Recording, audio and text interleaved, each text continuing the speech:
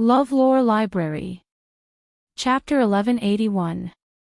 Even so, Yi Baiming did not have complete confidence that he would be able to defeat He Yao if he met him again. That was only limited to He Yao in the past. No one knew if He Yao had made any new breakthroughs in the past few years. You don't have to worry about this.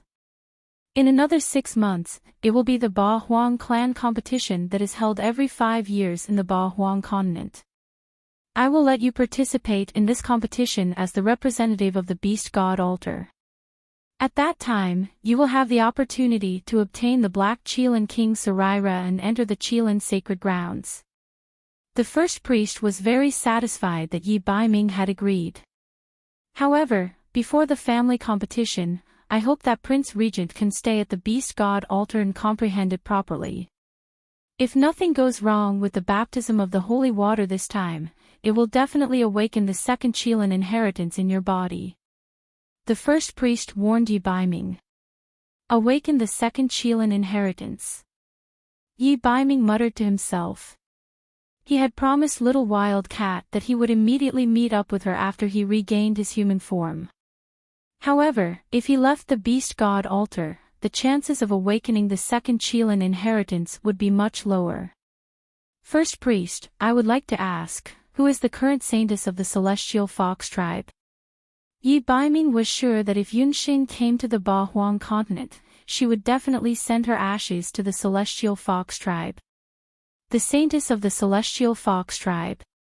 From what I know, ever since the previous saintess of the Celestial Fox tribe went missing, the Celestial Fox tribe has yet to choose a saintess.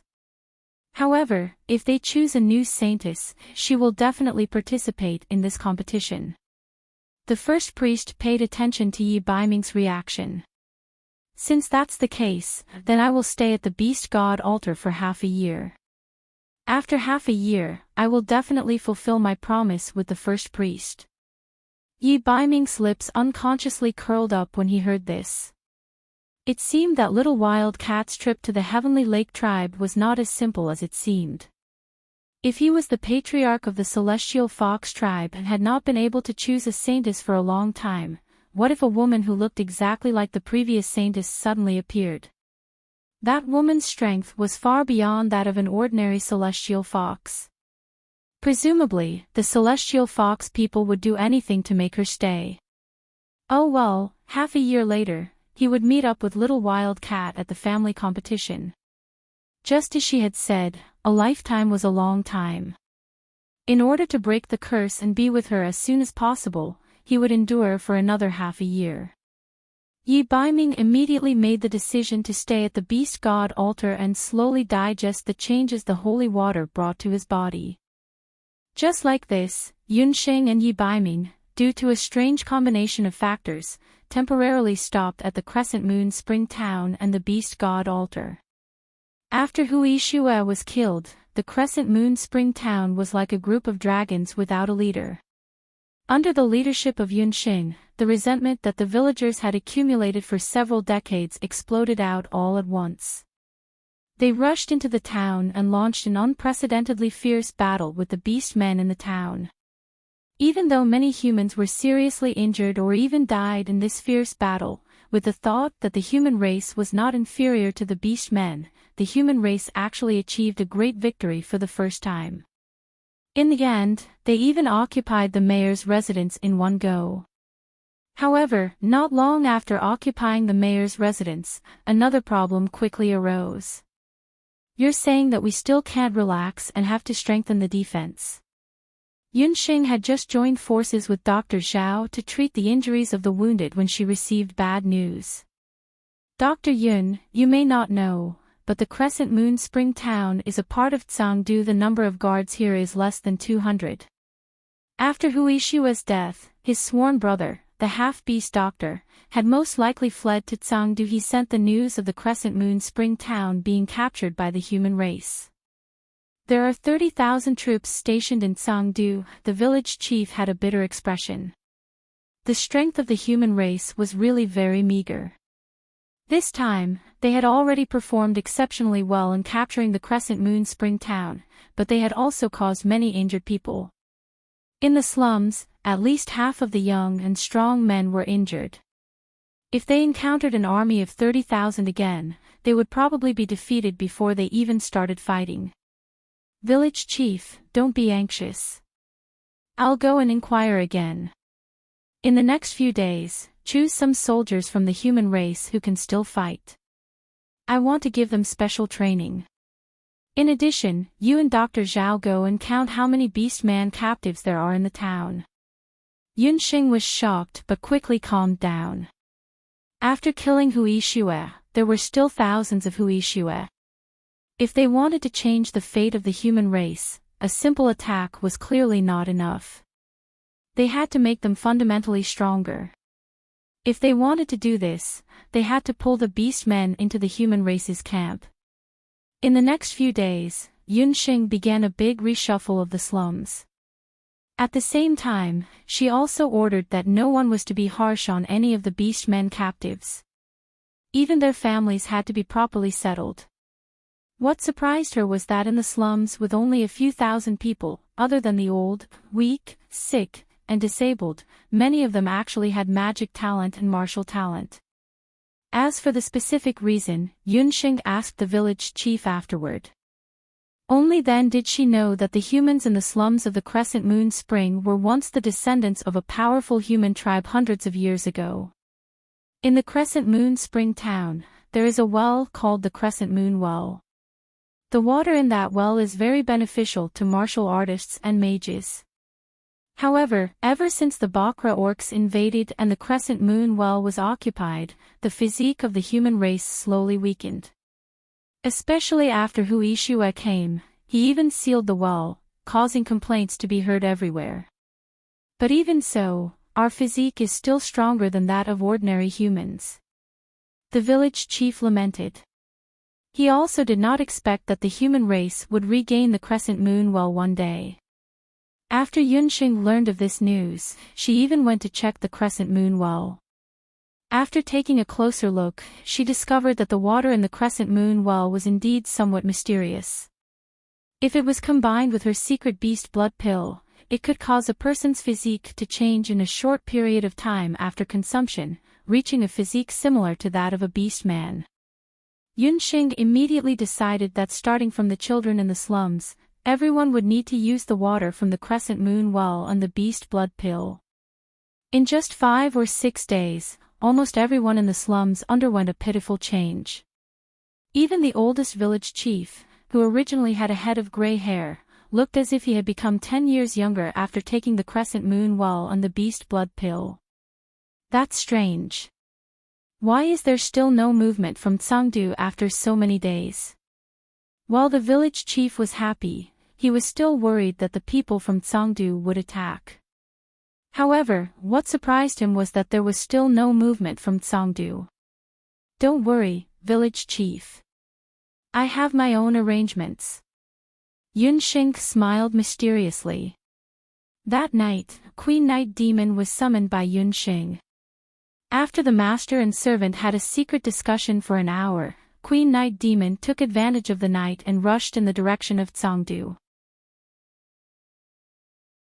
Chapter 1182. Not long after Queen Night Demon left, on the second day, Yunxing brought Dr. Zhao to the prison cell in Crescent Spring Town. In the past, the prison cell in Crescent Spring Town had imprisoned a large number of escaped human slaves as well as some disobedient beastmen. After Yunxing arrived, she released all the people who were inside the room. Currently, those imprisoned inside were all beastman warriors who were originally under Hui Xue. There were about 200 to 300 people in the entire prison cell. After Hui Xue was killed, the beastmen in the town were like scattered sand. Under the pincer attack of Yunxing's magical beasts, they were quickly defeated and captured. The village chief's suggestion at that time was to kill all these beastmen to prevent future troubles. However, Yunxing did not do so. Instead, she gave the order to treat these beastman warriors well. This also caused the village chief and the group of people to be puzzled. Yunxing came to the prison cell today for this batch of beastman warriors. Despicable humans, quickly let us out." After Yunsheng and Dr. Zhao entered the prison cell, they heard a rough voice echoing in the prison cell. "That is Xiong Su, a beast man warrior. He has always been Hu Yishua's right-hand man. This time, when Hu Yishua went to the slums, he was in charge of guarding the mayor's residence. This person's strength is not ordinary. He is a martial arts grandmaster expert. If not for the help of Lord's magical beasts, we would not be able to do anything to him," Dr. Zhao said beside Yunsheng. This Xiong Su was also a tough man. After he was imprisoned, he was different from the other beastman warriors. He refused to eat the food given by humans and would curse every day. Yunsheng looked at the beastman Xiong Su in the old house. She saw that he was 2 meters tall and his appearance was indeed like a big black bear. His arms were as thick as her waist. As Xiong Su was extremely strong, the villagers had no choice but to use 4 to 5 iron chains to lock him up. Xiong Su also saw Yunsheng. He had long heard that the mayor was killed by a human. At first, he thought that the other party would at least be a strong warrior like the behemoth giant. Who would have thought that she was a weak and slender woman who was much more beautiful than those concubines in the mayor's mansion? Even if he was beaten to death, Xiong Su would not believe that this woman had killed the mayor with her real ability. Xiong Su naturally thought that Yunsheng had colluded with the human race and used her beauty to bewitch the mayor. "You're the one who killed the mayor." Xiong Su's eyes were red, and the chains on his arms rattled. He wanted to go up and break this human woman's neck. "I was the one who killed Fox One Blood. Xiong Su, I respect you as a good man. If you can pledge your allegiance, I can let you go." Yunsheng was not afraid of Xiong Su at all. She directly opened the prison door and walked in. "You can't, Yun Darren. Xiong Su is strong and powerful, and is also a warrior. If you let him go, there will be endless trouble in the future." Dr. Zhao was shocked and hurriedly said. "Humph, if you have the ability, then kill me. As long as I, Xiong Su, am alive, you lowly humans will not be able to order me around." In Xiong Su's eyes, the human race was lowly. They were weak, timid, and did not deserve to order Xiong Su around. "Xiong Su, don't be in a hurry to refuse. Listen to me first." Yunsheng was not in a hurry. Instead, she changed the topic and began to tell a story. Once upon a time, there was a half-beastman. He was born with great strength, but because he was not a purebred beast, he had been enslaved in his tribe. When he came of age, he left the tribe alone and went to the big town to make a living. But because he was a half-beastman, he could not pass the imperial exam and become an official. Helplessly, he could only go to a remote town and become a guard. There, he met a half-beastman woman. But, unfortunately, that half-beastman woman caught the eye of the local mayor. When Yunsheng said this, Xiong Su suddenly roared. When Xiong Su roared, the chain on his arm was suddenly torn apart. He waved the broken chain and rushed in front of Yunsheng. "Protect Darren!" Dr. Zhao roared, and the human guards in the cell all rushed out. Xiong Su's tall figure seemed to have been petrified and was fixed half a foot away from Yunsheng. In a flash, Yunsheng had already used a space-time restriction magic and fixed Xiong Su in place. "If you want to kill me, then kill me. Damn woman, don't think you can humiliate me." Xiong Su's face was red with anger. In the story that Yunsheng said just now, the half-beastman who was forced to leave the tribe and had his beloved taken away was talking about Xiong Su. "Xiong Su, what I'm saying isn't just about you. In the 8 Wastelands continent, the purebred beastmen are revered. Most of the half-beastmen are facing the same fate as you. Families separated and suffering humiliation. Compared to the human race, you seem to be much better. But in fact, you are exactly the same. Even so, do you still want to work for those purebred beastmen? Yunxing's words made Xiongsu and the other half-beastmen in the cell silent. Everyone says that the human race is cunning. Do you think that with just a few words, you can convince me and the half-beastmen here? In your dreams, the human race cannot defeat the powerful Bakra orcs. In his heart, Xiongsu knew that the half-beastmen had always been bullied and humiliated. But that was fate. If they did not obey, the powerful purebred beastmen of the tribal countries would definitely kill all the half-beastmen. His family and tribesmen would not be spared. They could not imagine the days when the human race, half-beastmen, and beastmen were equal. If you don't do it, there is no possibility. Why don't we make a bet? If I can take down Sangdu with the power of the human race, you will submit to the human race. If I can't do it, then I will keep my promise and let you and your families go. Yunxing's words were undoubtedly nonsense in the ears of Xiongsu and the half-beastmen in the cell. The half-beastmen were very clear about the strength of the human race. Just fighting against the hundreds of half-beastmen warriors in Crescent Spring Town had already caused the human race to suffer great losses. This woman actually said that she wanted to use the power of the human race to take down the entire Zhangdu. That was Zhangdu, one of the 10 capital cities in the Celestial Fox tribal country. It had 30,000 troops stationed there, and the military strength there was dozens of times that of Crescent Spring Town. Alright, let's make a bet. I, Xiongsu, swear on the souls of my bear warriors that if you can take down Zhangdu, my brothers, and all the half-beastmen in the town will coexist peacefully with the human race from now on. But if you lose, you must also keep your promise. Xiongsu said resolutely.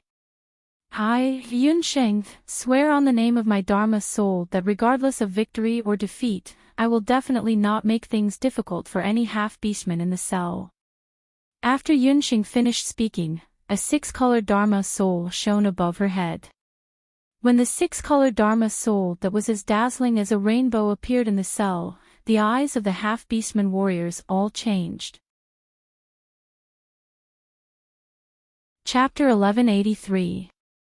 Be it in the boundless land, the 8 wilderness mainland, or the human race, half-beastmen, or orcs, there was one thing in common. That was respect for the strong.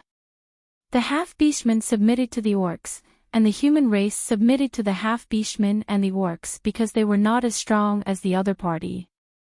A six-colored Dharma soul had never appeared in the 8 wilderness mainland. Needless to say, Yunsheng was willing to make a promise in the name of the Dharma soul. On one hand, it showed Yunsheng's strength. On the other hand, it also showed Yunsheng her sincerity to all the half-beastmen. She wanted to recruit the half-beastmen with sincerity, using her actions and vows.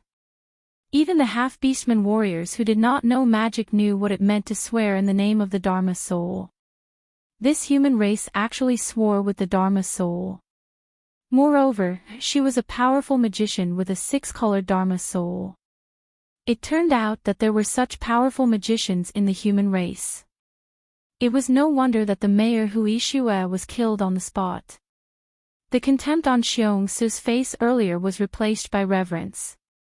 At the same time, the other half-beastmen in the cell were also shocked. It was not until Yunsheng left that the half-beastmen in the cell came back to their senses. Brother Xiong, did you really agree to that woman? Do we really have to obey the orders of the human race in the future? Some half-beastmen warriors were very dissatisfied. Do you really think that less than 100 humans can defeat the guards of Zhangdu? Xiongsu would not admit that he was swayed by Yunsheng's words just now. That human woman said that the half-beastmen and the human race lived in peace and enjoyed the same rights as the orcs. Living together as equals was not slavery, nor was it obeying orders. Instead, it was complete equality. In his heart, he had once longed for the human race and the half-beastmen to live in harmony. The half-beastmen could also become officials like purebred orcs and not have to worry about being oppressed by purebred orcs. But when he thought of the 30,000 guards of Zhangdu, Xiongsu knew that it was impossible. But Brother Xiong, I think that woman might really be able to do it. I heard that she has a terrifying demonic beast that is even more powerful than the mayor's witch fox, another half-beastman warrior said. Furthermore, I have a feeling that this human is different from ordinary humans. Although she imprisoned us, she did not mistreat us. If the previous mayor caught the enemy, he would have been tortured to death. Among the half-orcs, Xiong Su was not the only one who was swayed by Yunxing's words. In retrospect, although the human race had imprisoned them, they were provided with 3 meals a day. Even when their families came to visit, they said that the human race did not make things difficult for them. The life of the beast men in town was very normal. Unknowingly, there were already different voices in the cell. Although they are very powerful, the people of the Celestial Fox tribal nation are also very powerful. Don't forget that there is still a person in Cangdu. As long as he is there, Cangdu will be an iron wall. Let alone capturing it, even wanting to invade it is very difficult. Xiong Su's words made the half-beastmen in the cell silent. The only thing we can do now is to wait. We will wait for a few more days. Xiong Su also faintly felt that perhaps this human woman could really do it. Xiong Su also could not explain why he had such thoughts. He only intuitively felt that perhaps this woman's appearance would change Cangdu, and even the future of the entire 8 wastelands. Every action of the half-orcs in the cell was also reported to Yunxing. After Dr. Zhao came out of the cell, his face was full of worry. His mind was filled with the fact that Lord Yun actually boasted in front of the half-orcs that he would take down Cangdu. These words must not be passed to the village chief. Otherwise, the village chief would be scared to death. Right now, they hadn't even settled the matter of protecting the Crescent Moon Spring Town. Truly, before one wave had settled, another wave had risen. Lord Yun was too willful. However, Dr. Zhao did not dare to say these words to Yunxing face to face. It was just that his worries were all written on his face. Dr. Zhao, do you have a lot of things to ask me? Yunxing looked at Dr. Zhao's appearance of a little old man and found it funny in her heart. Lord Yun, could it be that everything you did just now was deliberately done for those half-orcs to see? Dr. Zhao recalled the situation in the cell just now and was still somewhat puzzled. That's right. I need to recruit those half-orcs. According to what I know, the total number of humans and half-orcs in the 8 wastelands is about 90%. Of the remaining 10%, the purebred Bakra orcs and the purebred other beasts occupy another 10% and 90% respectively. Only by uniting the half-orcs will the human race be willing to truly turn the tables. Yunxing had also considered that she would only stay in Crescent Spring Town for at most a month. Therefore, during this period of time, she had to think of a way to eliminate the conflict between the human race and the half-orcs.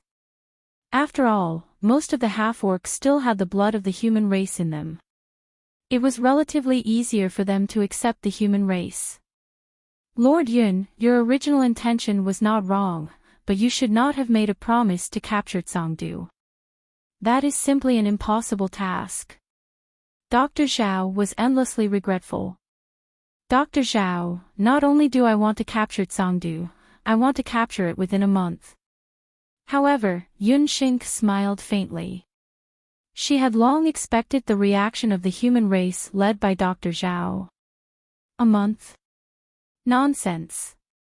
Lord Yun, this time, even if you want to punish this old man also has to advise you not to be reckless. Cangdu is one of the main cities of the Celestial Fox tribe. There is also a very terrifying person in Cangdu. As long as he is here, Cangdu will not be broken. Dr. Zhao rambled on. He believed that Yunxing had just come to Cangdu and was not familiar with everything here. A person. Could it be that the city guard of Cangdu is a very powerful purebred celestial fox? It would be best if he is a celestial fox. I happen to be looking for someone from the Celestial Fox tribe. Yun Sheng was interested when she heard this. Wrong, Lord Yun. The city guard of Cangdu is indeed a purebred celestial fox. However, the powerful person this old man is talking about is not the city guard, but a counselor under the city guard. He is the most powerful person in the entire Cangdu. There is actually such a person in Cangdu. I thought that the celestial fox tribe did not have any powerful purebred celestial fox.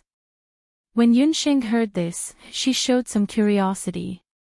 The celestial fox tribe was said to be the weakest of the Bakra orcs.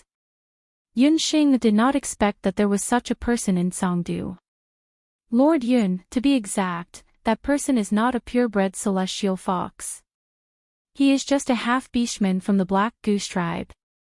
However, he is very powerful and is known as the military counselor of Cangdu. He is our biggest obstacle to capturing Cangdu. Dr. Zhao simply told Yunxing everything he knew about Cangdu. Chapter 1184. Cangdu was one of the 10 capital cities in the Celestial Fox tribal country. Under Cangdu, there were nearly 100 towns about the same size as Crescent Spring Town. The city guard of Cangdu was called Hu Yu. He was a few years older than Hu Yixue, about 40 years old. Hu Yu's mother was from a prominent family in the Celestial Fox tribe. His father was the descendant of a large family in the Celestial Fox tribe, so his identity was very prominent and he was entrusted with the position of Cangdu city guard. He was much stronger than Hu Yixue, and his strength was roughly equivalent to the martial god. He was a rather troublesome character. However, Hu Yu also had a very big flaw. He was reckless and not good at scheming. Such a character was obviously not enough to take on such an important position as the city guard. Therefore, Hu Yu's family spent a lot of effort to invite a military counselor, who was the Cangdu military counselor that Dr. Zhao had mentioned earlier, Crane Sound. Crane Sound is also a half-beastman. Although he is not proficient in martial arts, nor does he know profound magic, he comes from an ancient beast clan.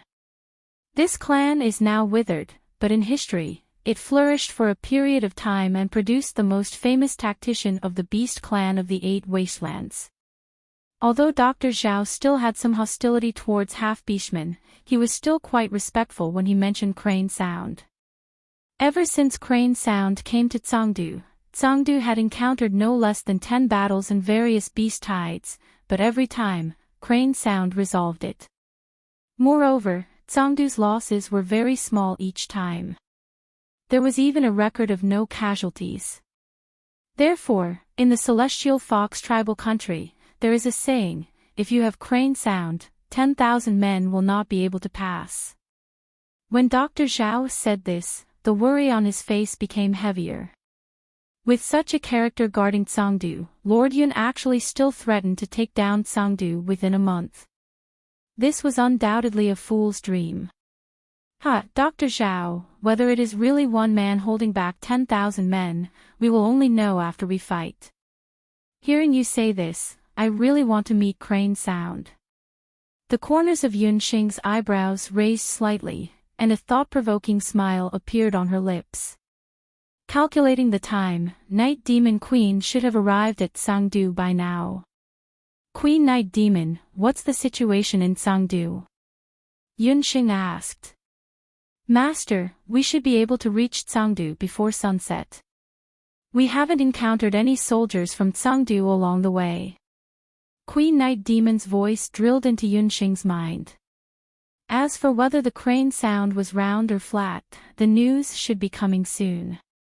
It turned out that Yunxing already knew that he was too unfamiliar with the situation in Cangdu, so she sent Night Demon Queen to Cangdu early in the morning. After you reach Cangdu, find out the whereabouts of 2 people. One is the city guard of Cangdu. The other person was Crane Sound. Especially the latter, you must record everything he says and does in the past few days. Night Demon Queen's skin was dark, and she was good at hiding in the dark. She was also clever, so she was the most suitable person to scout for information. Queen Night Demon hurried along. After a day and a night, she arrived in Tsangdu. Compared to Crescent Spring Town, Tsangdu had a population of nearly 100,000 in a vast territory. After searching for a while, Night Demon Queen quickly locked on to the most luxurious mansion in the city. In the Shanghai City Guard mansion, Night Demon Queen muttered something. Her exquisite figure swayed, and her body suddenly shrank a lot, turning into a demon the size of a moth. She flapped her wings and began to search in the Tsangdu City Guard mansion. Night Demon Queen's luck was very good. After searching for a while, she found Tsangdu City Guard Hu Yu.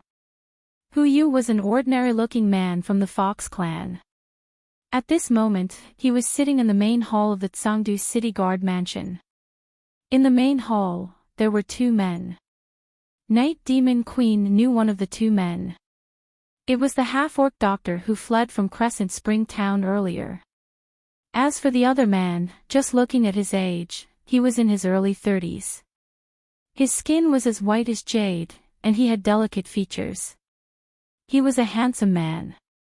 Night Demon Queen quietly flew into the main hall and landed on an illuminating magic array. Her appearance was no different from an ordinary moth.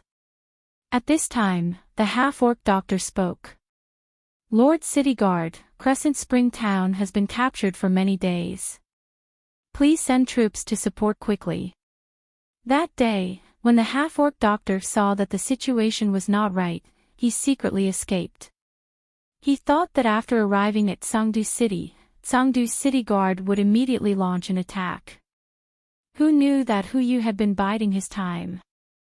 Almost 10 days had passed, and the city guard still had not attacked Crescent Spring Town. This city guard has long heard of this matter. What do you think? Hu Yu was just like what Dr. Zhao told Yunxing earlier. He was an unlearned person. It was okay to let him go to the battlefield, but if it was talking about using troops, Hu Yu was not good. He had always relied on He's help, and this time was no exception. He thinks that we still need to bide our time. The human race is cowardly. Even if they are temporarily united because of one person's strength, they will be divided after a long time. Moreover, in Crescent Spring Town, there are many half-orc residents. Even if the human race can rely on external forces to temporarily suppress them, it will inevitably lead to another riot. That beautiful scholar man spoke unhurriedly. What a cunning half-orc. No wonder Tsangdu City did not send troops these days. So they are planning to let the half-orcs in Crescent Spring Town rebel. Night Demon Queen heard clearly from the side. Lord you don't know. That woman who killed the mayor is very strong.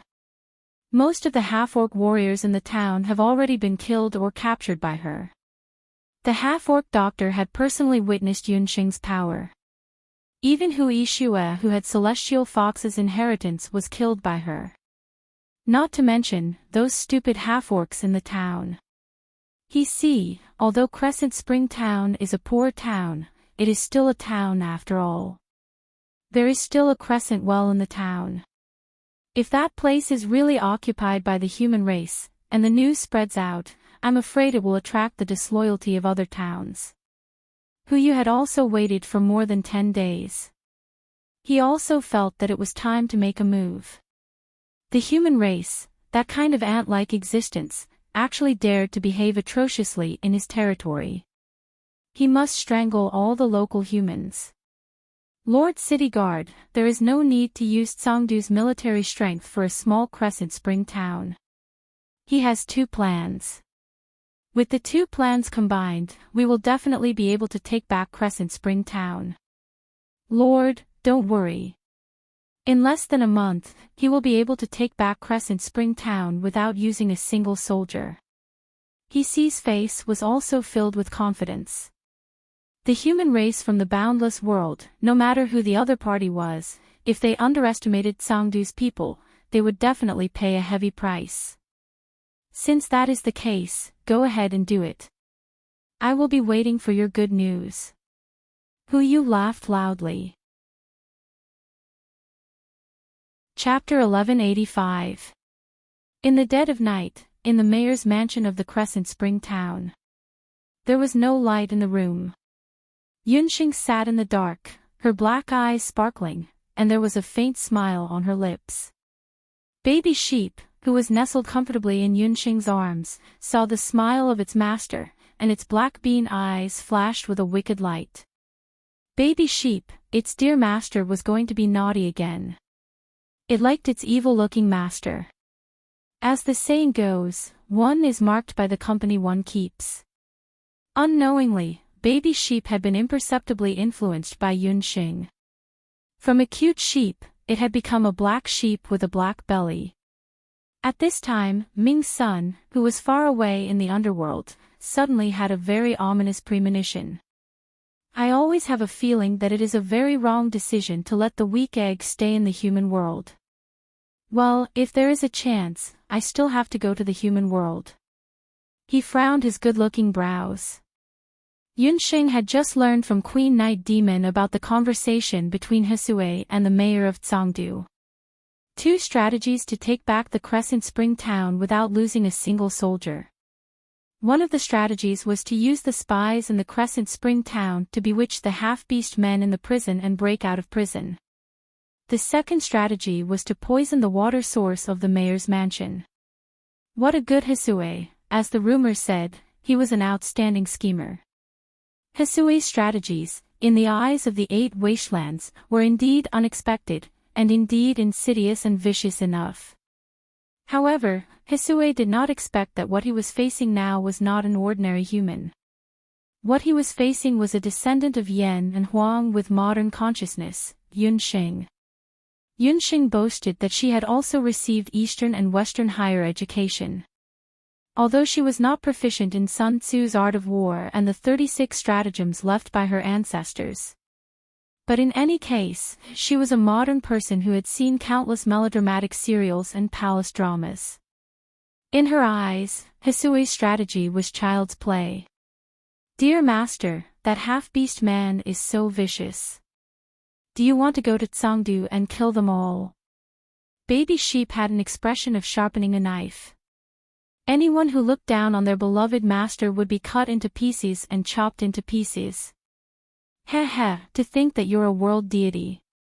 You should know that there's a saying in the art of war, only by winning without fighting can one be considered victorious. In any war, the ultimate victims are the civilians. The human race was too weak to withstand another bloody battle. However, those who scheme against me must pay a heavy price. Yunxing stroked the Popo sheep's wool with a profound expression. Kissing Sheep seemed to understand. What did his dear master mean by that? Do you know what it means to give someone a taste of their own medicine? Yunxing laughed mischievously. Dear master, what do you mean by that? Bobo Sheep asked with a puzzled expression. You'll know after a while. Politeness demands reciprocity.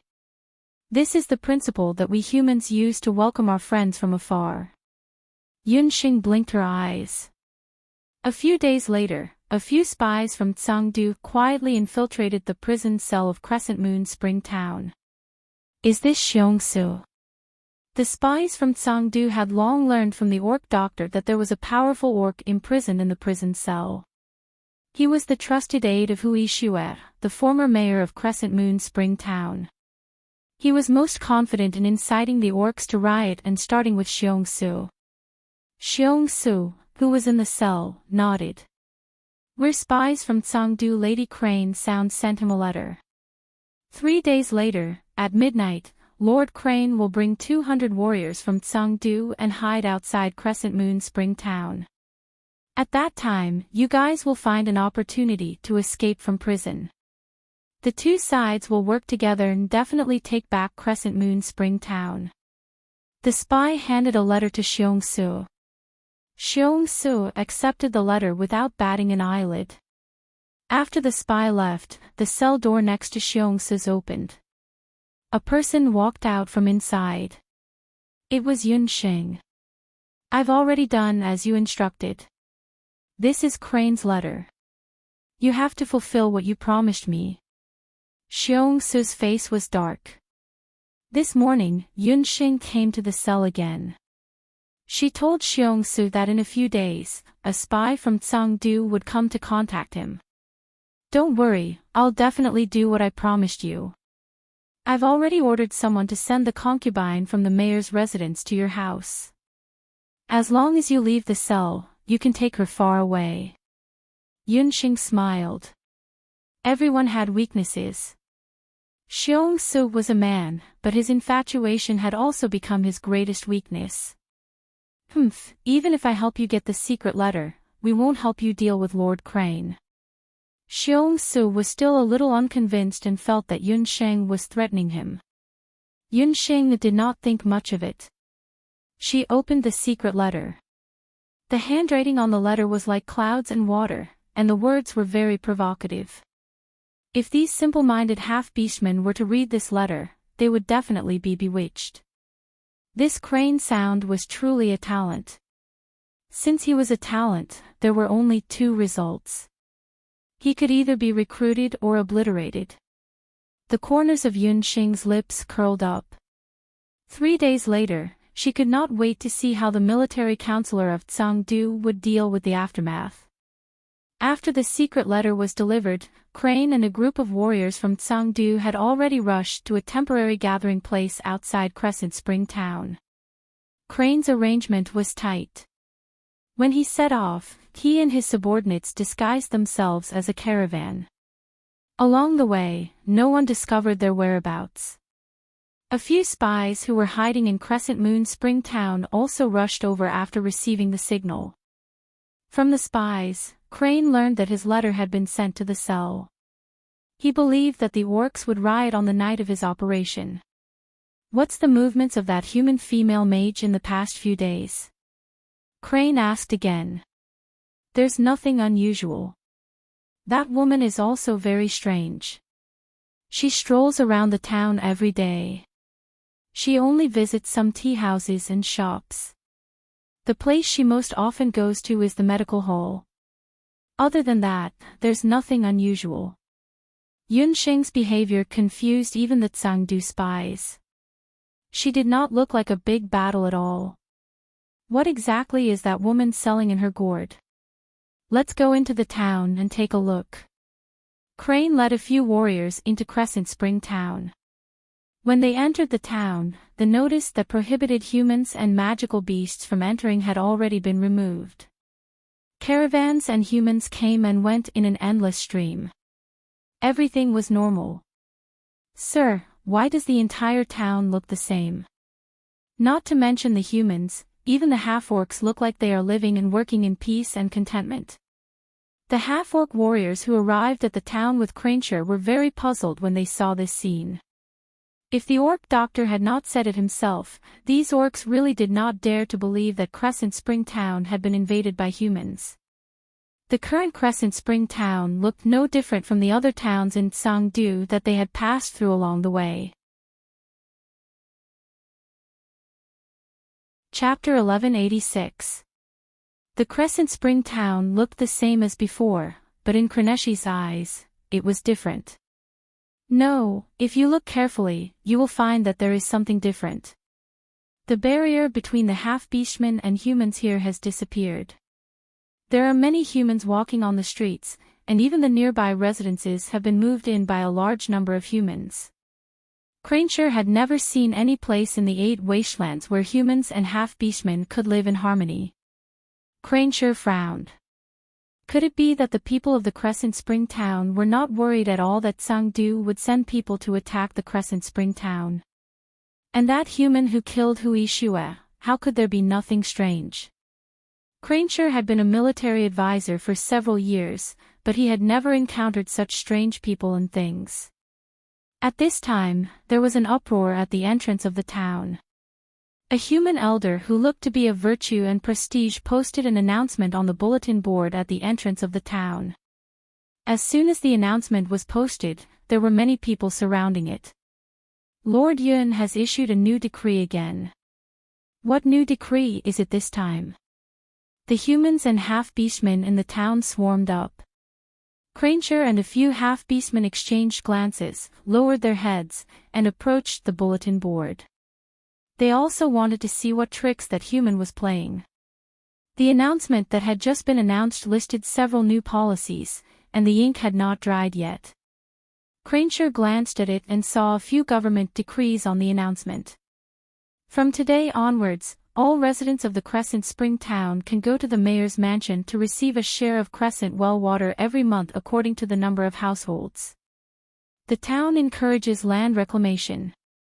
The children of those who can reclaim land in the town can enter the town school and martial arts school for free to study and learn martial arts.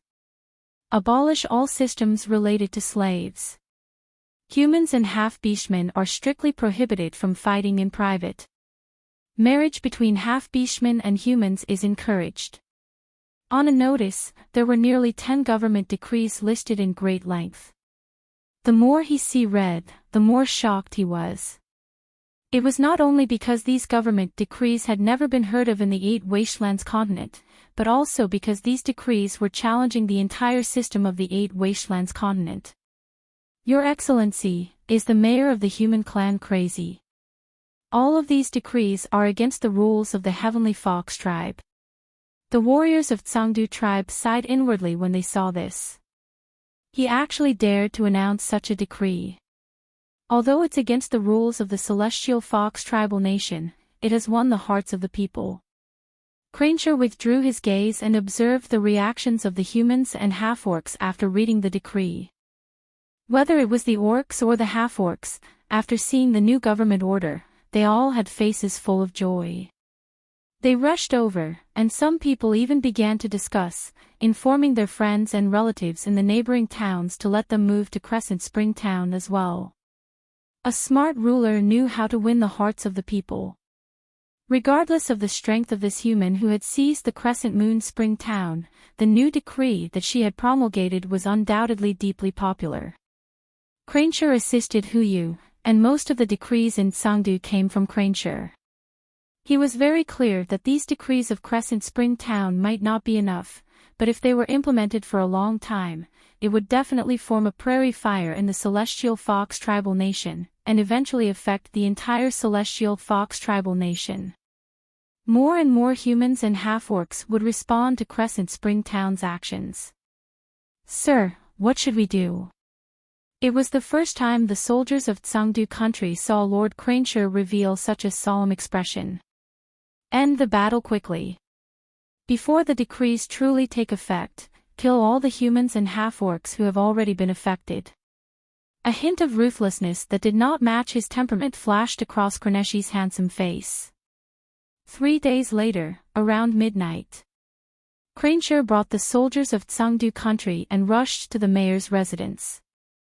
Inside the residence, it was pitch black. It was a night without stars, and the entire mayor's residence was silent.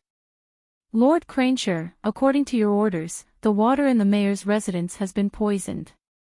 I have found out that the people in the mayor's residence have been poisoned. Break the door. With Craneshi's order, dozens of soldiers of Tsangdu country pounced on the mayor's residence like hungry wolves. The door opened with a bang, and in the courtyard, there was only a dim illumination magic array shining with light. Immediately search for the whereabouts of the human mayor, and capture him alive. Craneshaw ordered. The soldiers received the order and quickly rushed into the room to search. Time passed by minute, and Craneshaw was waiting for a reply. Thud, thud, thud. The soldiers rushed out, their faces full of strangeness. Sir, people, they're all gone. In the entire mayor's residence, inside and outside, there was not a single living person. Those who had been poisoned earlier were like snow under the sun, disappearing without a trace. Craneshi's forehead suddenly broke out in a cold sweat. He suddenly realized that something was wrong. Bang! The door behind him suddenly closed. The dull sound made Craneshaw and a group of warriors turn their heads. The courtyard suddenly lit up, and a crisp and pleasant voice, accompanied by a tall and straight figure, seemed to float down from the sky. A distinguished guest has arrived. Yunsheng has been waiting for you here for a long time. It was a young woman dressed in a female magician's robe, who suddenly appeared in the courtyard that was originally empty. She sat in front of a table, and there was a zither placed on the table. The woman's appearance was as bright as the bright moon in the sky. Her bright eyes were smiling, and she nodded at Craneshire. You're the new mayor of Crescent Spring Town, the female magician who killed Hui Xue. Those government decrees in the town were also issued by you. Craneshire did not expect that this seemingly weak and slender woman was actually the rumored female devil who killed without spilling blood. Lord Craneshire, you're too polite. I'm not a mayor, but a passerby who happened to pass by Crescent Spring Town. I saw injustice on the road and helped my fellow humans. Yunsheng's fingertips gently plucked on the strings of the zither. On the zither, the sound of the zither was melodious. Looking at Yunsheng's expression, it was even more leisurely. The more she was like this, the more nervous those soldiers of Tsangdu looked. They had now discovered that tonight, they had fallen into this woman's trap. However, this woman actually dared to come alone, and even had the leisure to play the zither here. Did she really think that with her strength alone, she could repel so many experts from Tsangdu? What a good help, what you've done has already committed a capital offense. Kraneshi's gaze sharpened, and the soldiers beside him were all ready to shoot like arrows. Slow down, everyone who comes is a guest. Before fighting, it's better to listen to Yunsheng play a song. If after this song, you still want to fight, Yunsheng will definitely accompany you to the end. Yunsheng's eyes flashed with a cunning light. Under her hand, her fingertips moved, and the sound of the zither poured out like flowing water. Chapter 1187. He was born in a prominent clan. Although her clan had declined, she became someone else's military advisor. But deep down, he was still an elegant man. Yunsheng's zither was obviously not an ordinary zither. As soon as Yunsheng played the zither, Crane knew that something was wrong. Yunsheng's first move was a famous ancient song, Di Hong Song. Don't be fooled, everyone. Although he did not know the zither music, he felt his chi and blood become chaotic when he heard it. He knew that the zither music must be very powerful. But who would have thought that the Tsangdu warriors were all unable to move? Their eyes were lifeless and they didn't hear the crane's command. Lord this is just a song. You don't have to worry too much. It won't cause any harm to your subordinates. Yunsheng smiled, and her black eyes turned golden. In the starless and moonless sky, a golden demonic eye had appeared out of nowhere. The golden demonic eye was like a golden moon that shrouded the mayor's mansion. The golden puppet pupil was the second celestial fox inheritance that Yunsheng had comprehended after fusing the Di Hong song with the corpse puppet technique. After Yunsheng broke through to become an archmage, the golden puppet eye also had a breakthrough. Accompanied by Yunsheng's zither music, it could create an incomparably realistic illusion. The sound of the zither was getting louder and louder. Cold sweat trickled down from the tip of Crane's nose. He only felt that images gradually appeared before his eyes. The screen switched to Tsangdu. Inside the Tsangdu city lord manor, Huyu's face was pale and he looked like he had yet to recover from a serious illness. What? All the water sources in the city have been poisoned. Who did it? Lord City Guard, the person who poisoned you has already escaped. However, after investigation, the poison in the water is exactly the same as the poison that Lord Hisi used in Crescent Moon Spring Town. That poison is Lord Hisi's unique poison. Heli's eyes suddenly widened. His poison. What was going on? The sound of a crane. Could it be that Heli poisoned the city? In the picture, Huyu flew into a rage. Lord City Guard, Lord Hesher and the warriors who went to Tsangdu have already left for several days. There's no news at all. Perhaps he has already betrayed the city lord and defected to the human race. He Lai's mother was originally a human. I heard that when he was young, he once studied under a great human scholar.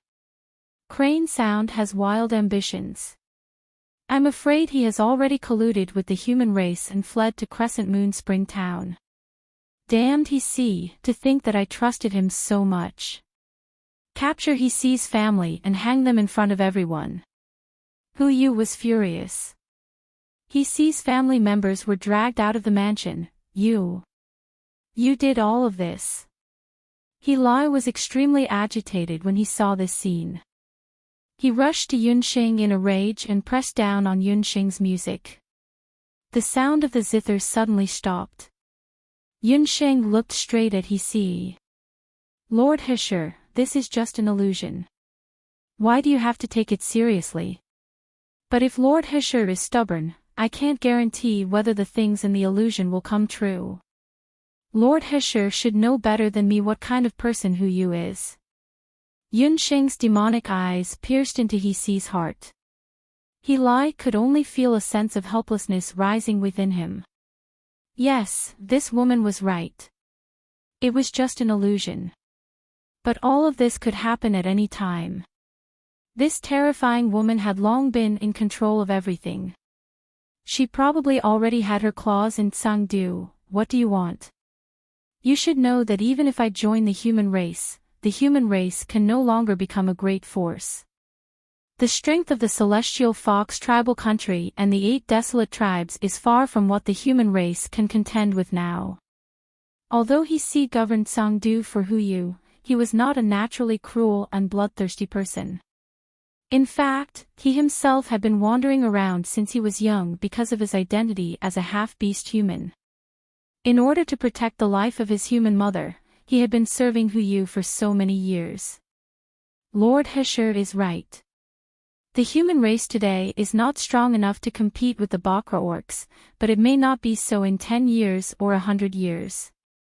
You should have seen my ability. I don't intend to kill Hu Yu. I can control Hu Yu and make him a puppet city guard. In the future, Tsangdu will be managed by you and the human race. Yunsheng was not interested in being a city guard. She still had to escort Hu Xing's ashes back to the Celestial Fox tribe. This He was able to keep a clear head under her golden puppet eyes, which proved that this person was indeed not an ordinary person. He was the most suitable person to be the city guard behind Tsangdu. Can you really do it? He found it hard to believe.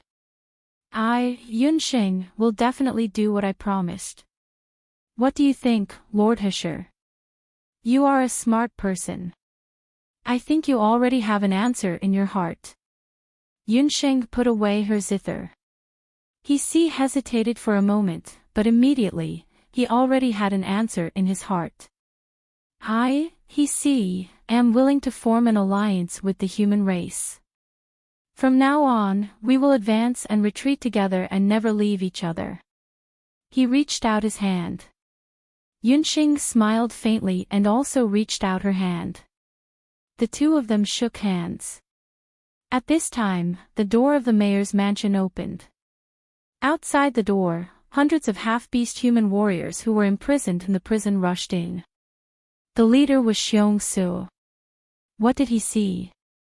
Lord Hesher. You. Why are you with the human race? Xiong Su and the others were still confused. It turned out that about half an hour ago, Xiong Su and the others who were imprisoned in the prison heard a commotion. The half-beast human captives opened their eyes and found that the door of the prison had been opened. Lord Yun said that you can go. The human guards were actually here to let them go. They could go. Tonight, this 1 hour, wasn't it the time that Lord Hesher and them agreed to cooperate from the inside and outside? The human race actually let them go at this time. Weren't they afraid that they would cooperate with the people of Tsangdu and counterattack Crescent Spring Town? What conspiracy is that woman up to again? Xiongsu's question was also the question of the other half-beast humans. What conspiracy? Lord Yun has already formed an alliance with Lord Heshi. At this moment, they are discussing important matters in the mayor's mansion. If you don't believe me, you can go and see for yourself. The human guards looked proud. What? Lord Heshi has formed an alliance with the human race. This is impossible. In the hearts of Xiongsu and the others, Zhangdu He was a mythical figure. How could such a person be easily formed an alliance with the human race? With a stomach full of doubts, Xiongsu and the others hurried to the mayor's mansion. When they entered, the first thing they saw was the scene of Yunxing and Heshi shaking hands and forming an alliance. In the eyes of Xiongsu and the others, there was disbelief and shock. It had only been one night, but Yunxing's position in their hearts had risen to a new height after tonight. Xiongsu no longer hesitated. He knelt down together with hundreds of half-beast humans. Xiongsu is willing to lead all the half-beast humans in the town to submit to Lord Yun. Chapter 1188. After subduing Heshi, half of the threat in Zhangdu had been eliminated. The remaining half was Hu Yu, the city guard of Zhangdu. Sir, please come with me to Zhangdu. I know Hu Yu's character very well. Sir's second celestial fox inheritance should be enough to make him your puppet. Heshi only found out afterward that Yunxing was a celestial fox hybrid. He Lai was rather surprised by this. Because as far as Heshi knew, even if it was a purebred celestial fox, there were very few people who had two inheritances at the same time at Yunxing's age. Moreover, these two inheritances were very powerful. Especially Yunxing's second inheritance, the golden eye centipede, was enough to control a warrior like Hu Yu. This was also why Heshi earnestly asked Yunxing to go with him to Zhangdu to subdue Hu Yu. However, most people in the human clan disagreed with Heshi's invitation to Yunxing to Zhangdu. Even Xiongsu and the others also had reservations. Although Heshi had already formed an alliance with the human clan, he was meticulous. If he cooperated with the people of Zhangdu, Sir Yunxing would be in danger. Faced with all kinds of doubts, Yunxing gladly accepted Heshi's invitation. Don't doubt people you use, and don't use people you doubt. Since I've formed an alliance with Heshi, I will trust him 100%. Yunxing decided to go to Zhangdu. The matter of the slums was more or less settled. With the village chief, Xiongsu, and the others, Crescent Spring Town could already operate smoothly. It was also time to leave. While leaving the town, Yunxing also made a decision to take Yingying with her. Although Yunxing also considered it, Yingying was still young. Since she had already promised Yingying's mother to take Yingying as a disciple, Yingying was her disciple. How could she, Yunxing's disciple, take the ordinary path? However, it was also a good experience for her to go to the Celestial Fox tribe. Yingying was still a child after all. When she heard that she could always be with Yunxing and the cute baby sheep, she was very happy and immediately agreed. She kowtowed to Yunxing and handed her tea, officially acknowledging Yunxing as her master. Chinese medicine was particular about inheritance. After Yunxing arrived in the boundless land, although she opened a medical hall, she did not really take in disciples. After spending the past few days with Yingying, Yunxing, Yingying, and Yingying had an outstanding memory. If she was taught well, she might really be able to pass her medical skills. This joy also diluted the sadness of parting by a lot. After Heshi, and the others. And the others and Heshi, and the others. And Heshi. Due to bringing Yingying along, Heshi considerately slowed down their journey. Everyone walked and stopped along the way. Yunxing also took the opportunity to teach Yingying a lot of medical knowledge. Yingying indeed had a lot of talent in learning medical skills. She could understand a lot of medical knowledge with just a little bit. Yunxing decided that when they arrived at the next big city, she would test Yingying's physique. If it was suitable, she would also teach Yingying the Yen family's inherited cultivation method. One day, when they were about halfway through their journey, Crane Sound suddenly asked, "Sir, Hisher has something to ask you. I clearly ordered people to poison the water source of the mayor's residence. Why are all of you safe and sound?" The poison that Hisher used in the mayor's residence was his own secret medicine. Others could not cultivate it at all. It's very simple. It's because I'm a doctor. I only need to smell your poison and I can confirm what kind of medicinal herbs it was refined from. Therefore, everything you saw in the illusion was also real. If you don't surrender, I will definitely poison the water source of Tsangdu, Yunxing said calmly. But sir, there are hundreds of thousands of people in Tsangdu. If you poison the water source, you will definitely implicate the entire city. Hisher could not help but feel his scalp tingling. The beautiful woman in front of him was really unpredictable.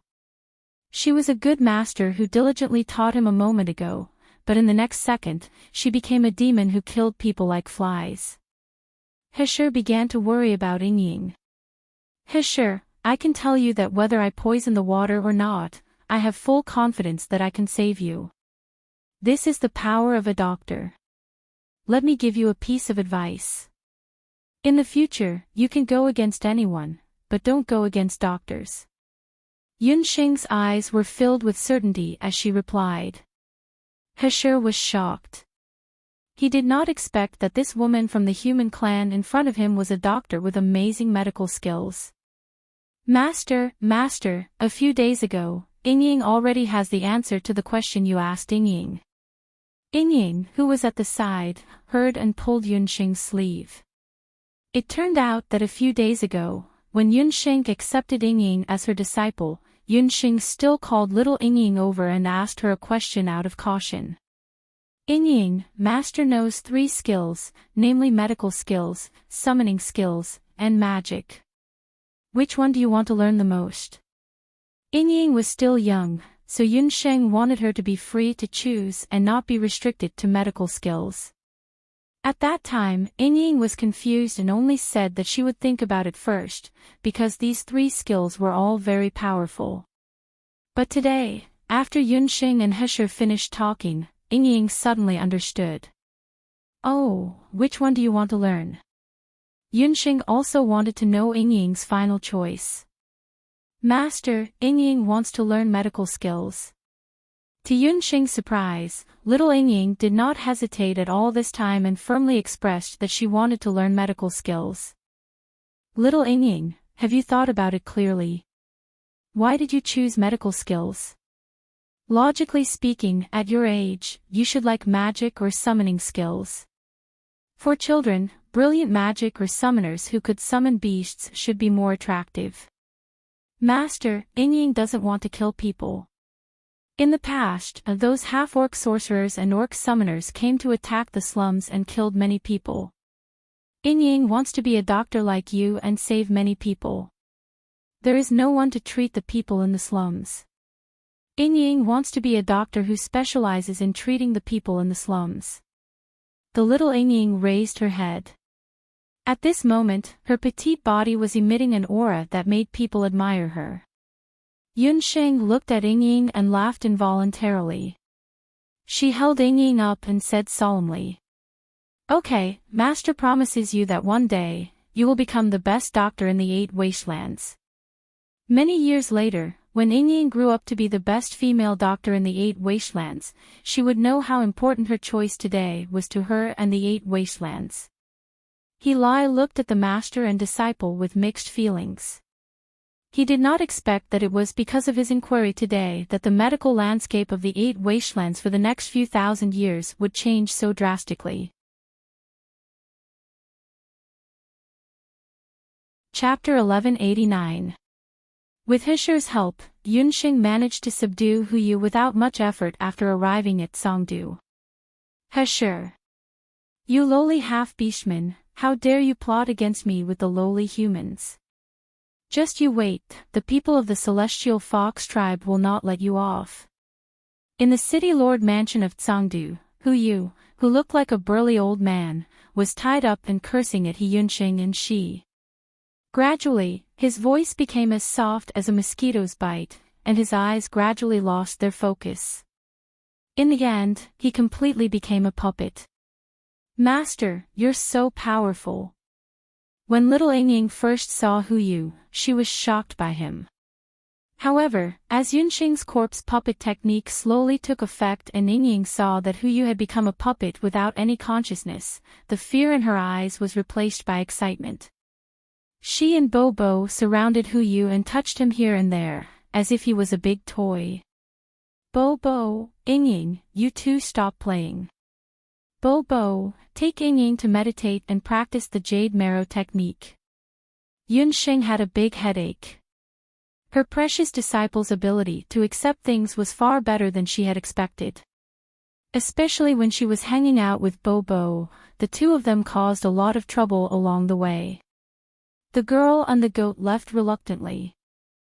Sure, Yu has been subdued. After he became a puppet, his daily words and actions are no different from ordinary people. You only need to secretly control him like before. Yunxing's golden puppet eyes were permanent. Unless Yunxing removed it herself, Yu would be like this for the rest of his life. Master Yun, Yu's problem has been solved, but I just found a letter from Du. Sure took out a letter as she spoke. Yu had just received the letter. Due to the appearance of Yunxing and Sure, he did not have time to reply. It was an urgent letter. It said that the 3 candidates sent by Tsangdu to Hudu to participate in the selection of Celestial Fox Saintess were assassinated on the way. Hudu. Saintess of Celestial Fox. What's going on here? Yunxing couldn't help but be more cautious when she heard about the candidate for Saintess Celestial Fox. Hudu is the capital of the Celestial Fox tribe. As for the selection of the Celestial Fox Saintess, it's to elect the new Celestial Fox tribe Saintess. Several years ago, the previous Celestial Fox Saintess, Huxing, mysteriously disappeared. Her whereabouts were still unknown. According to the rules of the Celestial Fox tribe, a new Saintess could only be selected after the previous Saintess had been missing or dead for 3 years. This time, the Council of Elders proposed that the selection of the Saintess be carried out through the civilian selection. All the Celestial Fox women in the 8 capitals can participate, Li answered truthfully. The Celestial Fox Saintess had an extremely honorable status in the Celestial Fox tribe. Her status was second only to the chief and the Council of Elders. The selection of the Saintess had always been very cautious. The 8 capitals of the Celestial Fox tribe would select the appropriate candidates to go to Hudu and undergo the assessment. The final candidate would be selected. If a Celestial Fox woman could be selected as the Saintess in one of the capitals, it would be an honor for the entire capital. Tsangdu was no exception. Yu and Sure had also carefully selected the candidates for this selection. These candidates are all purebred Celestial Fox. They come from famous families in Tsangdu. They were strictly guarded on the way to Hudu. I didn't expect them to meet with an accident on the way. Sure looked troubled when she saw the letter. If that's the case, we'll just select another 3, Yunxing said disapprovingly. Lord Yun, there's something you don't know. This isn't the first batch of women to be sent to Hudu. About half a month ago, 3 people were sent to Hudu last time, they were also assassinated. Li shook her head. Even if she was just a candidate for the Celestial Fox Saintess, it was still an honor. According to the rules of the Celestial Fox tribe, the Celestial Fox Saintess had to meet a few conditions. She had to be of Celestial Fox bloodline, be an unmarried virgin, be between 16 and 25 years old, have a clean background, and be beautiful. When the conditions for the Saintess in Tsangdu were announced, countless women from famous celestial fox families and aristocratic families flocked to Tsangdu to compete for the position of the celestial fox Saintess. At that time, Huyu and Heshur were also dazzled by the selection before they finally picked out a few suitable candidates. They were originally overjoyed and sent the 3 Saintess candidates to Hudu, who would have thought that not long after they sent them out, they would receive bad news. The 3 Saintess candidates, as well as the guards who escorted them to Hudu, were all killed. Not a single one survived. Left with no choice, Tsangdu could only hold another Saintess selection. However, the news of the 3 Saintesses being strangely killed had already spread. During the second selection, the number of people who came to register for the Saintess selection decreased by 50%. After all, although it was an honor to be the Saintess of Celestial Fox, the women who were born in the Celestial Fox purebred clans were not willing to die for no reason. Lord Yun, including this time, 6 Saintess candidates have already died.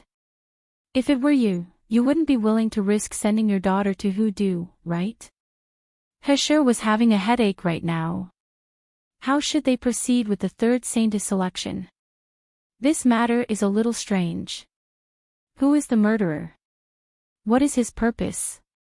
Don't tell me there's no clue at all. Yunxing felt that something was wrong when she heard it. There's no clue at all. The murderer comes and goes without a trace. Moreover, he's very ruthless.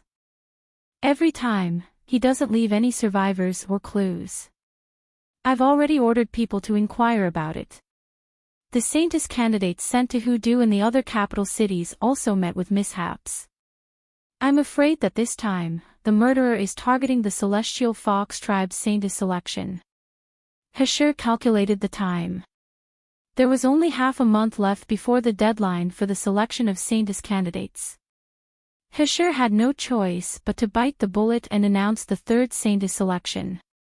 As he expected, after experiencing 2 bizarre assassinations, the Saintess selection of Tsangdu, which was originally fiercely competitive, suddenly became deserted.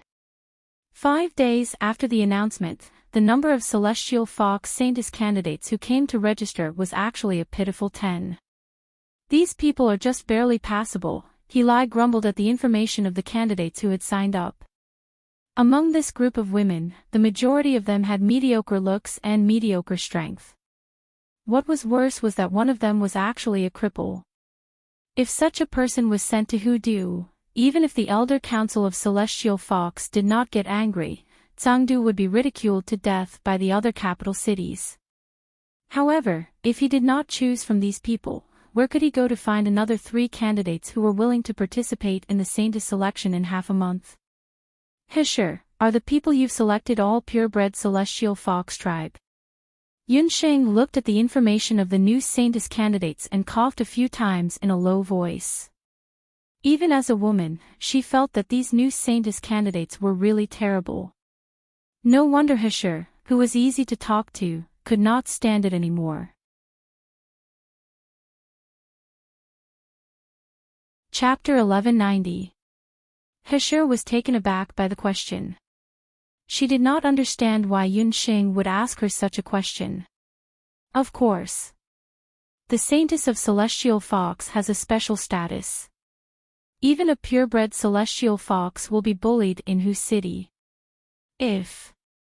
Lord Yun, do you mean that we can find a mixed-blood Celestial Fox to participate in the selection of the Saintess? Heshur had an idea and understood Yunxing's implied meaning. Yes. Take a look at the requirements listed by the Council of Elders of Celestial Fox to participate in the selection. In the requirements, it only states that one must have the bloodline of a Celestial Fox, but it doesn't explicitly state that one must be a purebred Celestial Fox. Yunxing read very carefully. After the assassination of the Saintess of Celestial Fox twice in a row, the purebred Celestial Fox in Tsangdu naturally did not want their daughters to die. However, if the requirements were relaxed and the mixed-blood Celestial Fox could also participate in the selection of the Saintess this time, the result would be very different. The mixed-blood celestial fox was different from the purebred celestial fox. Their status was much lower. If they became the saintess, the mixed-blood celestial fox women and their families would be able to make a comeback. For many mixed-blood celestial fox families in Songdo, it was not without temptation. However, there is no precedent of a mixed-blood celestial fox becoming the saintess in the celestial fox tribe. I'm worried that after arriving in Hu City, the candidates in Songdo will be ostracized because of this. Hashir still had some misgivings. The 8 major tribes of the Bakra orcs were famous for their discrimination against half-orcs. Even if they were half-celestial fox, they would inevitably be ostracized. As the saintess, it is her duty to survive in a complicated environment. Moreover, even if she is a purebred celestial fox, she may still be discriminated against. Yun Sheng could not help thinking of Hu Sheng. Poor Hu Sheng. Just by looking at her, one could tell how much she had been bullied in the celestial fox tribe. Those people didn't give her any preferential treatment because of her bloodline. Hirue listened and thought for a while. In the end, he still felt that what Yunxing said was right. He immediately changed the announcement and announced that in addition to purebred celestial fox hybrids could also participate in the saintess selection. After the new announcement was made, there was another uproar in Songdo. There were all kinds of reactions.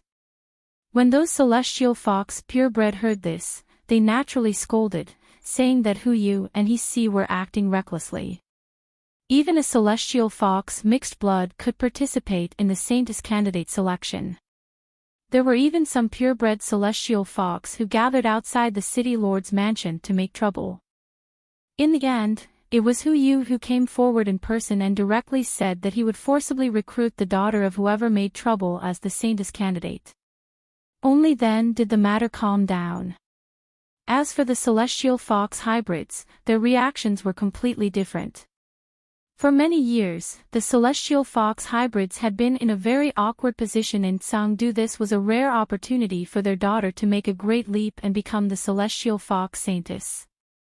Although they had long known that their daughter might die because of this, most of the celestial fox hybrids in Songdo still sent their daughter's information to the city lord's mansion in an endless stream.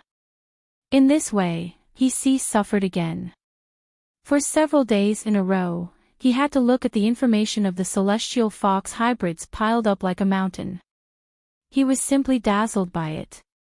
Yunxing also joined in the fun and helped to give him some information. If I may be so bold as to say, Your Excellency, you are also a celestial fox hybrid. Moreover, your strength and appearance are not inferior to even the real saintess. He Si raised his head from the mountain of information and suddenly said this. In He Si's opinion, none of these saintess candidates could be compared to Lady Yun. Since the celestial fox hybrids could also participate in the selection, then Yun Sheng was also very suitable. She was unmarried, the age was also suitable, and her strength was needless to say. The most important thing was that Yun Sheng had a kind of beauty that He Si could not describe. It was 70% pure and 30% seductive. This kind of temperament could not be compared to many purebred celestial fox hybrids. At least, of all the purebred celestial fox hybrids that He Si had seen, none of them could be 1/10 as beautiful as Yunxing. He Si, don't think about me. I can't be the saintess of celestial fox. Besides, you're wrong about one thing. I'm already married. In the past few days, Yunxing had been getting along with He Si. The two of them had a good relationship, and they talked much more casually. Hearing this, He Si was shocked. When he saw Yunxing dressed as an unmarried woman, he had always thought that she was an unmarried woman. What was more, how could a man be worthy of a woman like Yunxing? What He Si said also reminded Yunxing. She had been separated from Yi Baiming for a long time. This kid should have recovered his human form by now. Yunxing couldn't help but feel a sense of longing. That's really a pity. If I have the chance, I really want to see what kind of person Lord Yun's husband is, he said with regret. Yun Sheng was the most peculiar woman he had ever seen. She was proficient in medical skills, summoning skills, and magic. She was decisive in killing. She could execute orcs who disagreed with her without frowning. But she was also kind. After coming to Chengdu, she went to all the local medical centers and discussed with the local orc doctors to solve many questions about medical skills. The husband of such a complicated person must also be an outstanding person among people. Although I can't be the candidate for the Saintess candidate, I can do you a favor. This time, I'll escort the Celestial Fox Saintess. I'd like to see who wants to assassinate the Celestial Fox Saintess. Yun Sheng would not tell that although she was married, she still met the conditions of the Celestial Fox tribe. She and Yi Baiming had been married for several years, but they had not consummated their marriage. However, Yun Sheng did not dare to imagine how sober she would be if she suddenly appeared in front of the elders of the Celestial Fox tribe, who had the same face as the former Celestial Fox Saintess. If that was really the case, there would only be two consequences. Either she replaced Hu Xing as the Celestial Fox Saintess, or she was directly executed on the spot as an impostor. Please, she was just here to deliver the ashes. However, if she could escort the Saintesses into Hu Xing's city, it would be just right for her to deliver the ashes to Hu Xing's family. Lord Yun, do you mean you're leaving Chengdu?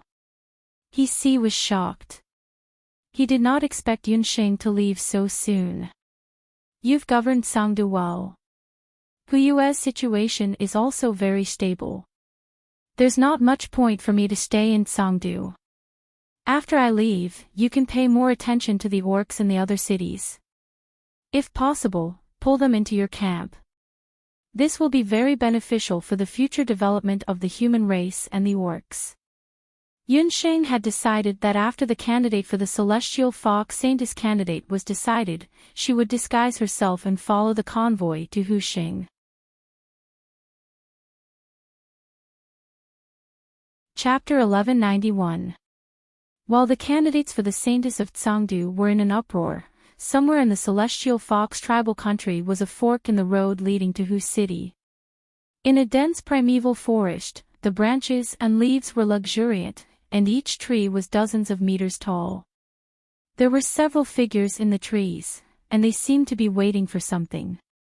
They were the assassins who had killed several batches of Celestial Fox Saintesses this time. Grey Feather, we've already killed several batches of Celestial Fox Saintess candidates. I don't know why the young master suddenly gave such an order this time. The one who spoke was a masked woman. Her whole body was wrapped up tightly, and only a pair of pretty eyes could be seen. I think it has something to do with the rumors in the tribe earlier. The one who replied was tall and slender like a pine. He had a pair of gray eyes that were as fierce as an eagle's. You mean the marriage between the Celestial Fox tribe and us? Bah, how shameless. How can those bastards of the Celestial Fox tribe be worthy of our young master? The masked woman's eyes immediately changed when she heard that. The young master was young and handsome. Many unmarried girls in the tribe had a crush on him, including Yaoji. Now that the young master had come of age, many of them hoped that the young master would take a fancy to them. But at this time, there was a rumor in the tribe that the young master's fiancée would be the saintess of the Celestial Fox tribe. When the news first came out, the girls, including Yaoji, didn't believe it at all because they all heard that the young master hated the women of the Celestial Fox people very much. Especially after the disappearance of the previous saintess of the Celestial Fox people, Hu Linglong of the Celestial Fox people kept pestering the young master. The young master was so annoyed that he even announced to the public that he wouldn't marry a woman of the Celestial Fox people even if all the women in the world died. Even so, the young master grew up with the old master since he was a child, and he listens to the old master's words the most. I heard that the marriage between the two tribes was agreed upon by the previous chief of the Celestial Fox tribe. The gray-eyed man was also dissatisfied. In their minds, the young patriarch was a young genius and only the most talented woman was worthy of him. Among the Bakra orcs, only He Lin Lin of the Black Chelan tribe was barely worthy of their young patriarch. She was the celestial fox people's woman, so what if she was the saintess? It was common knowledge that celestial fox was a lesser beast. Even their saintess could not possibly be someone extraordinary. This kind of trash actually had the delusion of climbing up to their young patriarch. What a big joke. Then it's no wonder that the young clan head wants us to kill them halfway. There are only about 10 days left before the selection ceremony of the celestial fox people saintess. Although those people are vicious, it may not be a bad thing for us. At least, it will save us a lot of trouble.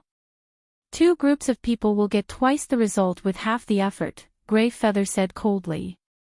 Compared with Yaoji, Grey Feather was much calmer. Yes, I think that group of people will ambush in this area. In this case, it will save us a lot of effort. You and I can divide into 2 groups. I will be in charge of this official road, and you will be in charge of the one in the north. We will act according to the circumstances.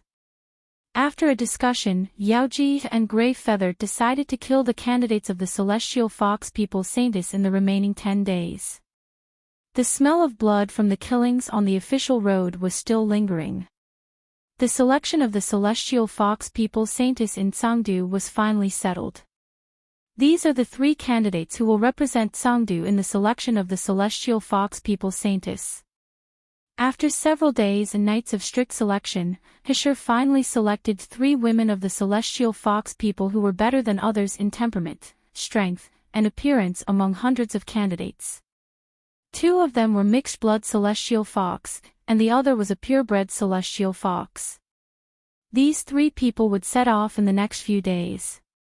They would be escorted all the way to Hu City by a special escort army. As for Yunxing, she would disguise herself as a military doctor as agreed with Hashur earlier. She would escort the 3 candidates of the saintess to Tsangdu. Chapter 1192. Before setting off, Yunxing encountered another problem, which was her appearance. Yunxing and Hu Xing, the former saintess of the celestial fox people, looked very similar. Yunxing didn't cause too much trouble when she arrived at the 8 wastelands. That was because Yunxing had used the disguise spell at the beginning. Another reason was that although Hu Xing was the former saintess of the celestial fox people, she rarely appeared in other cities because of her personality. Therefore, very few people in the Tianhu tribe knew the former saintess Hu Xing. However, after Yunxing went to the celestial fox tribe, the situation would be different. Many people there would definitely recognize Hu Xing. As for using the disguise spell, it was a little inappropriate. According to Crane, the celestial fox tribe had the most magus prius among all the tribal countries. Many of them could see through all kinds of disguise spells. Therefore, the disguise spell couldn't be used. Another problem was that Yunxing had little Yingying with her. Little Yingying was a 100% human. Just like the other celestial fox tribe's towns, the Hoodoo tribe prohibited humans and wild demon beasts from entering. Therefore, before leaving Tsangdu for the Hoodoo tribe, Crane had prepared something for them. They were 2 sets of equipment for disguising as half-orcs. No one knew where Crane had found them. It was said that after putting them on, as long as they didn't pass a bloodline test, even a purebred celestial fox wouldn't be able to tell the difference between a half-orc and a human. After Yunxing and Little Yingying disguised themselves according to Crane's instructions, Yunxing and Little Yingying looked at each other's appearance and laughed out loud. Crane had prepared a set of white celestial fox ears and a set of fox tails for them, respectively. At this moment, both of them had fox ears on their heads that were enough to pass for real, and a large furry tail grew out of their backs. Yunxing couldn't help but admire the wisdom of the people of Ba Huang continent. Compared to this celestial fox costume, modern cosplay was simply too weak. Pop pop. My dear master, now you've really become a female fox. Baby Sheep didn't need to disguise himself anymore. He glanced at Yunxing and little Ying and laughed. It had to be said that Crane Sound had a good eye. He had prepared a set of snow-white fox beastman equipment for his dear master. The pure white and fluffy fox tail made his master's temperament even more extraordinary. Little Ying was dressed in a pink-yellow fox costume. Her fluffy yellow ears made little Ying look very lively, just like a little fox. However, unlike little Ying, Master Celestial Fox Beastman equipment didn't only have a tail and ears, but also a veil that could be used to cover the master's appearance.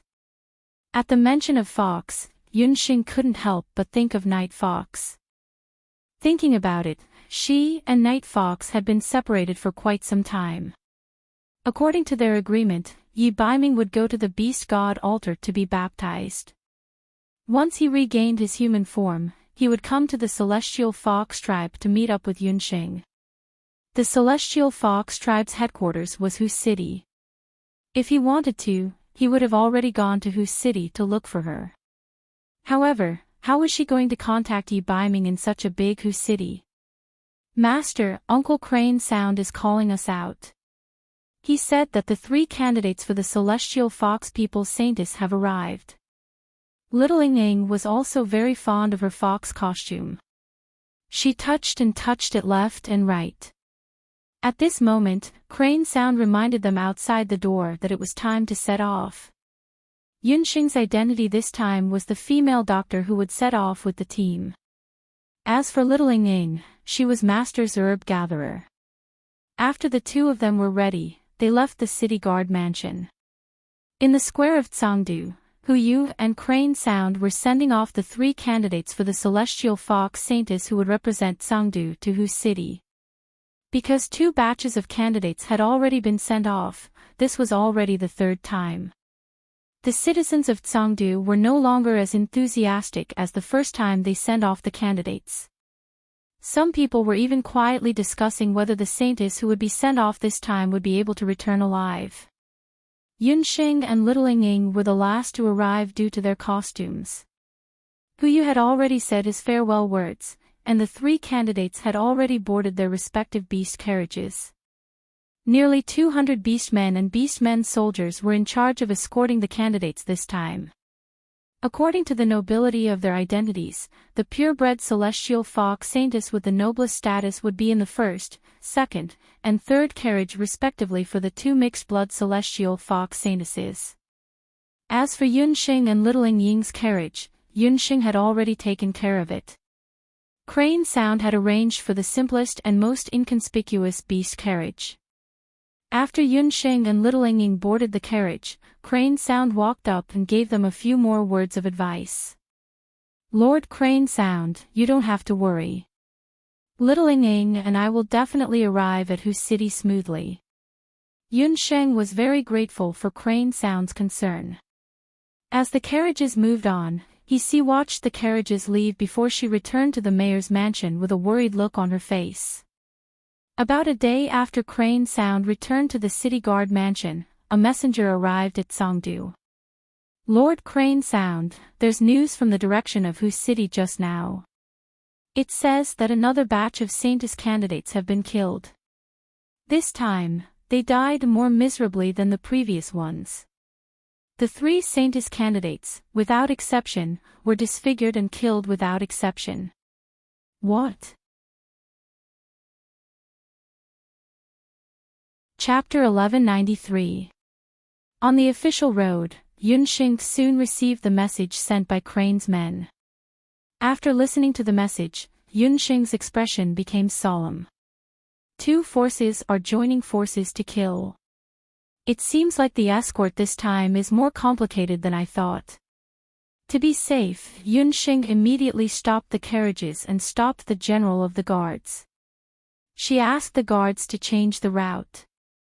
The general of the guards who escorted the Saintess candidate into Hu City was a wolf orc named Xianlang. He was burly and his strength had reached the level of a martial sage. He was also famous for being a fierce general in Songdo. For Yunxing's safety, Crane personally selected him as the general. Although Qianlang did not know Yunxing's identity and background, before he set off, Lord Crane had instructed him that if there were any disturbances on the road, he was to follow the orders of this Yunxing doctor. Needless to say, the general of the guards also knew that this Yunxing doctor was not an ordinary person. Although she was traveling with the army as a doctor, she must have other intentions. Yes, Lord. I'll change the route now. Qianlang was respectful and immediately ordered the carriages to change direction. The carriages stopped moving forward and changed the route. However, before they could take a few steps, the beast carriage in front of them suddenly stopped, and an unruly voice sounded. A maidservant helped a celestial fox woman out of the first beast carriage. She was wearing a fiery red fox fur coat. This woman had a pair of charming big eyes.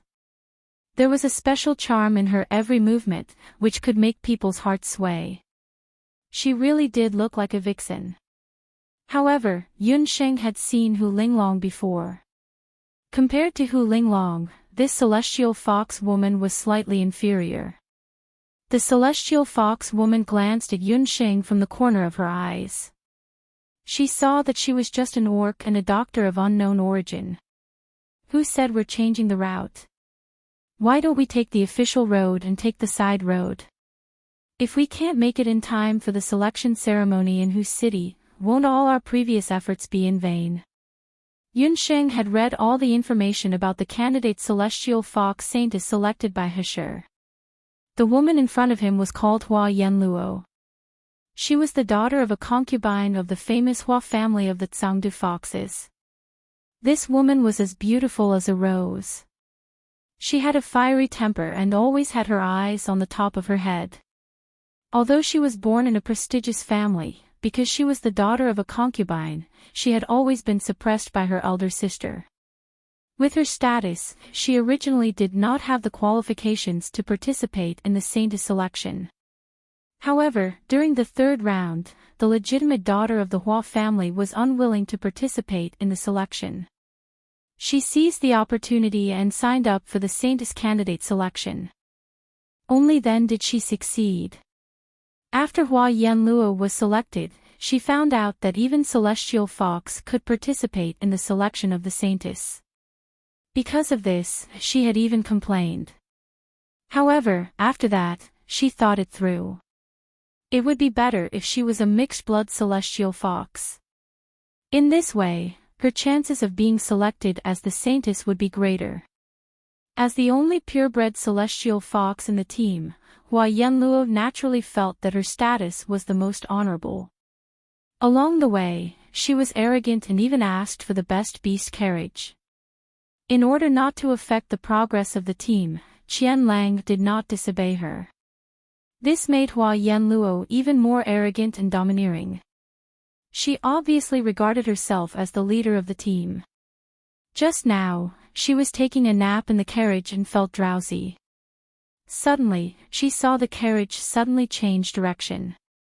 When she asked what was going on, her maidservant actually told her that the military doctor requested to change lanes.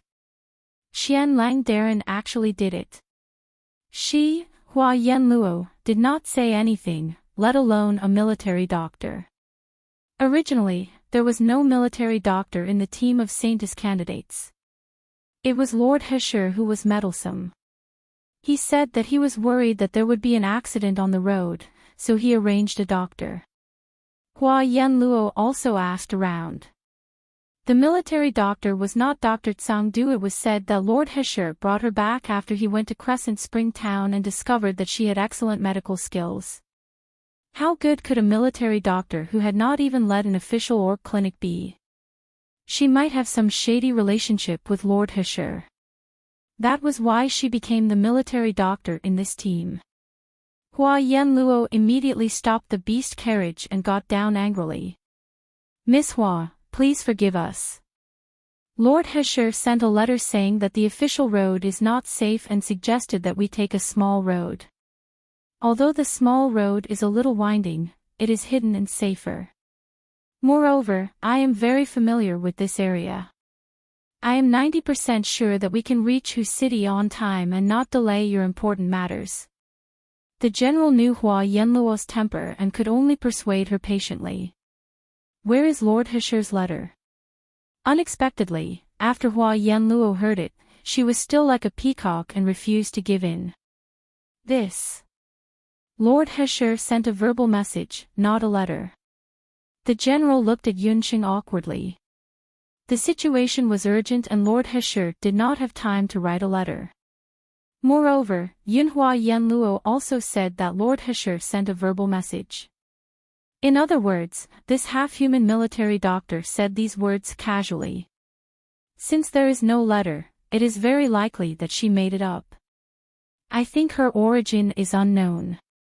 Perhaps she is a spy sent by other cities to deliberately isolate us. I said, don't turn, or else, I will not leave. Hua Yanluo looked rude and unreasonable. She really stood there and did not move. Qian Lang's face darkened. 3 women made a show, and all 3 of them were restless masters. It seemed that this journey would not be peaceful. Just like that, the beast carriage changed direction and went up the official road according to the original plan. In the blink of an eye, 3 days had passed. It was a peaceful journey on the official road. The beast carriage was already halfway through its journey. Ladies, it's already an hour. There's a lake in front of us. We've already found a helmsman to lead us across the lake. Ladies, please get off the carriage first. There's a town after the lake. Tonight, we'll spend the night in the town. Qian Lang glanced at the wide lake. There were only a few merchant ships on the lake. There was nothing at all. It was not a good place to ambush an assassin. He breathed a sigh of relief and drove the beast carriages to several cargo ships. Several women, including Yunxing, boarded a relatively luxurious boat. After Yunxing boarded the boat, she secretly glanced around. She had already noticed that there were a few unfriendly auras on the boat. What was supposed to come still came. At this moment, the helmsman rowing the boat in front had a fierce look in his eyes. He suddenly jumped out and threw a punch at Qian Lang. The biting cold killing intent was like lightning, causing Qian Lang's heart to tremble. He suddenly took 2 steps forward, and with 2 popping sounds, his hands turned into wolf claws. Bang! The 2 of them punched each other across the air, and the whole boat shook. There are assassins protecting Yunhua Hospital's daughter and the 3 Holy Daughter candidates. As soon as Qian Lang finished speaking, the half-orc warriors on the boat had already spread out to protect the women. Beside them, Hua Yanluo and Qin Yu were so angry that their noses were almost crooked. Is there something wrong with Qian Lang's brain? How dare he say that he wants to protect Yunhua Hospital's daughter? How can that lowly half-orc female doctor be compared to us? I don't need your protection. Feng Lian's expression did not change, but a murderous look suddenly appeared in her eyes. She waved her sleeves, and a strong wind rolled toward the assassin closest to her. The air was instantly torn apart. The assassin didn't even have time to cry out before his heart was shattered by Feng Lian's palm and thrown out. I've been waiting for you. Tell me, are you the ones who killed the guards last time? Feng Lian's cold face was flushed red. Hee, you're strong and fierce. Little beauty, which time are you talking about? We've killed too many Celestial Fox's guards, so we can't remember. The helmsman wearing a bamboo hat simply took off his mask. He was a half-orc man with triangular eyes, and he looked extremely evil. There was a dark blue Lei Shan's mark on his forehead. When he saw the mark, Qian Lang's expression changed, and he cried out, Lei Mo Leian. Imo Leon was a very famous assassin in the Eight Wastelands. He was a half-orc from the Thunder Rock tribe. Because he was bloodthirsty and lustful, he raped many women in his tribe and was hunted down by his tribe. However, because he was proficient in super thunder magic, he used magic to escape many times. Over the years, he gathered a group of traders from various tribes on the mainland and became an assassin. Hehe, you're Qian Lang, right? You have good eyesight. Since you recognize me, I'll leave your corpse intact later. Imo Leon had ambushed many people from the Celestial Fox tribe on the way and killed many of them.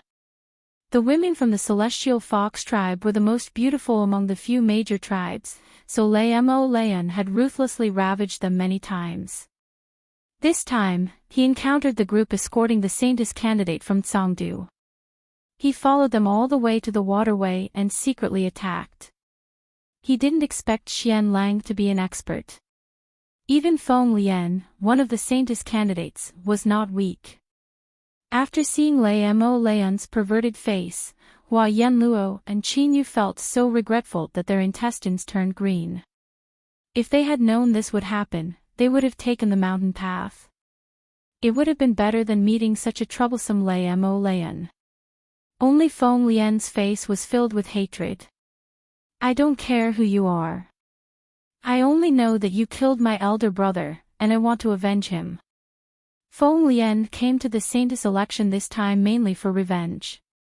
Her elder brother, Feng Wei, was the general in charge of escorting the second batch of Saintess candidates to Hu City. He and the 100 soldiers under his command never returned. Ha, how arrogant. I'll show you the true strength of Imo Leon. The helmsman wearing a bamboo hat laughed eerily. He and a few of his subordinates suddenly turned around and jumped out of the boat.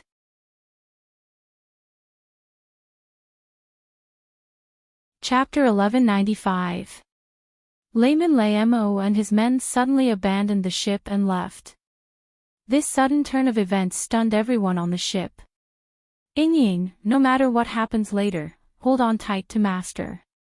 Yun Xing, who had been watching coldly from the side, carried Ying. At this moment, the ship began to shake violently. They heard a terrifying beast roar, and a ferocious-looking magic chalk man crocodile emerged from the bottom of the ship. Oh no, there's a wizard summoner in this group. Everyone, jump off the ship and leave immediately. It was only at this moment that Qian Lang realized that the thunderous demon scholar and the others were clearly planning to exterminate them. They must have seen that Tsangdu had a large escort team this time, so they deliberately delayed until they reached the waterway. They ambushed the magic crocodile underwater and set up an inescapable trap before they took action. Most of the Tsangdu guards were not good at swimming. Their strength would undoubtedly be greatly reduced on the water. Moreover, Qian Lang had divided the soldiers into several groups to cross the lake. At this moment, there were only 50 soldiers on the ship. The waterway was 10,000 times more dangerous than the land route. The chalk man crocodile was a few meters long. It had ugly grayish-green skin with rock-like barbs on it. As soon as it emerged from the water, it swung its stiff tail toward the bow of the ship. The beams on the ship were instantly sent flying. Countless wood shavings fell to the ground. A few Saintess candidates exclaimed. With the help of their maids, they jumped out of the ship. Qian Lang ordered the soldiers to retreat while he searched for Yunhua's whereabouts. Until now, he still remembered Lady Hasue's instructions. However, when he looked around, Yunhua's figure was nowhere to be seen. Even Yunhua's herb gatherer was nowhere to be seen. Roar! There was another terrifying roar. A few Tsangdu soldiers were bitten by the chalk man crocodile. Blood immediately flowed, and corpses floated on the surface of the lake. Feng Lian dashed out of the cabin alone. She glanced at the lake and did not see Limo's figure. She clenched her fist, and a ray of white combat energy formed a combat energy sword. Feng Lian's strength was much stronger than what was shown in her previous information. Turning her duki into a sword meant that she was at the peak of the martial sage realm. Judging from her age, if she did not have a special encounter, then she must be extremely talented. Feng Lian's strength increased by a few notches as soon as the battle chi sword appeared. With a tap of her foot, a ripple appeared on the surface of the water. He became one with his sword, and like a speeding arrow, he pierced towards the chalk man crocodile with its bloody mouth wide open. This sword was fast and ruthless, and it was mixed with biting cold do chi. Chapter 1196. Everyone from Tsangdu went ashore. Both of you, your skills are not bad, and both of you have Dharma artifacts to protect yourself. Why were you so easily caught by Layman Layamo? Once they were ashore, Feng Lian said to Hua Yanluo and Qin Yu with a sullen face. If these two troublesome women had not fallen into Layman Lamo's hands, Feng Lian would not have been forced to detonate her fighting aura sword. Her fighting aura sword was a holy grade magic Dharma artifact. She had been hiding it on her body and did not use it. Her original intention was to use it when she was in danger or at the last moment of the saint's selection after arriving in Hu City. This time, she was forced to use it to save the two women. The fighting aura sword was detonated and the Dharma artifact was damaged. She could not use it again. Not to mention other things, after arriving in Hu City, she would definitely be at a disadvantage in the saint's selection. Hey, Feng Lian, what are you talking about? You make it sound as if we deliberately hid our strength and wasted your strength before attacking in the end. Hua Yanluo refused to admit it. Big Sister Feng, you must have misunderstood. This is the first time Big Sister Hua and I are facing an enemy. Just now, we were scared out of our wits. In the end, we remembered that we still have the magic tools that our parents gave us. Qin Yu also looked pitiful. Are you pretending or are you scared? You know very well. Feng Lian's face darkened. Although Layman Lamo's men had retreated, Feng Lian still felt uneasy. Layman Lamo had just said that he did not kill the two escorts from Tsangdu. He also said that there was another group of people who were the real murderers of her brother. Although Layman Lamo was an evil person, there was no need for him to use such words to brush her off. If what he said was true, there might be another group of people nearby. Her Dharma artifact was already damaged. If she encountered a more powerful opponent later, she was afraid that, all right, holy maiden candidates, let's not argue anymore. This general has already counted the casualties and searched for the whereabouts of the other missing people. Qian Lang couldn't be bothered to pay attention to the three women. He could only send them away and rest at the side. After counting the number of people, they found that Layman Lamo's sneak attack had caused at least 70 to 80 casualties. But the silver lining was that at least the three saintess candidates were safe and sound. The more Qian Lang thought about it, the more scared he felt. This time, if it weren't for the three women's quick wits and Feng Lian suddenly using a surprise attack at the last moment to heavily injure Layman Thunderfiend, the guards would have suffered even more casualties.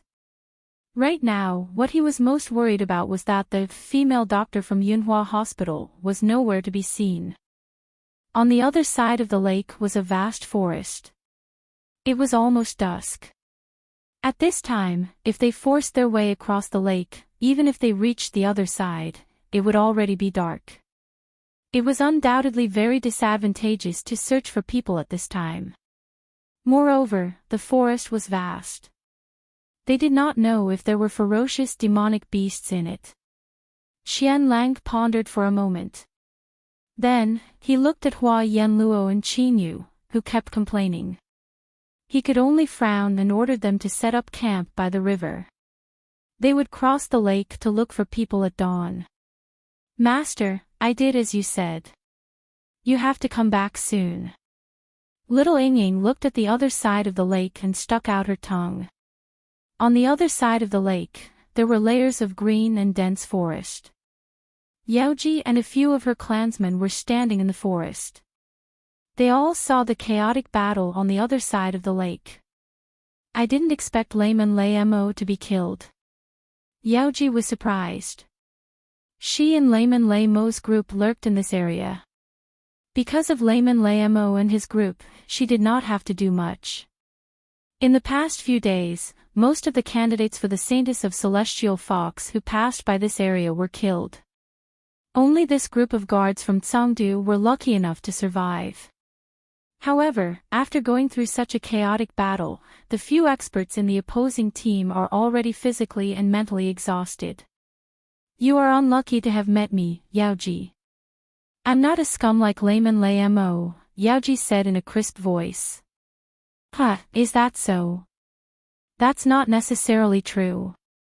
An abrupt voice suddenly broke into Yaoji's ears. She trembled and looked in front of her in disbelief. She saw a woman leaning lazily on a spruce pine a few feet away. A pink demonic goat was squatting on the woman's shoulder. That person was the same. At this moment, she was looking at Yaoji calmly.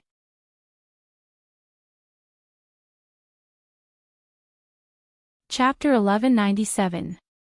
Needless to say, the woman and the beast who suddenly appeared in the forest were the woman from Yunhua Hospital and her demonic beast, Baby Sheep, who were rumored to have run away.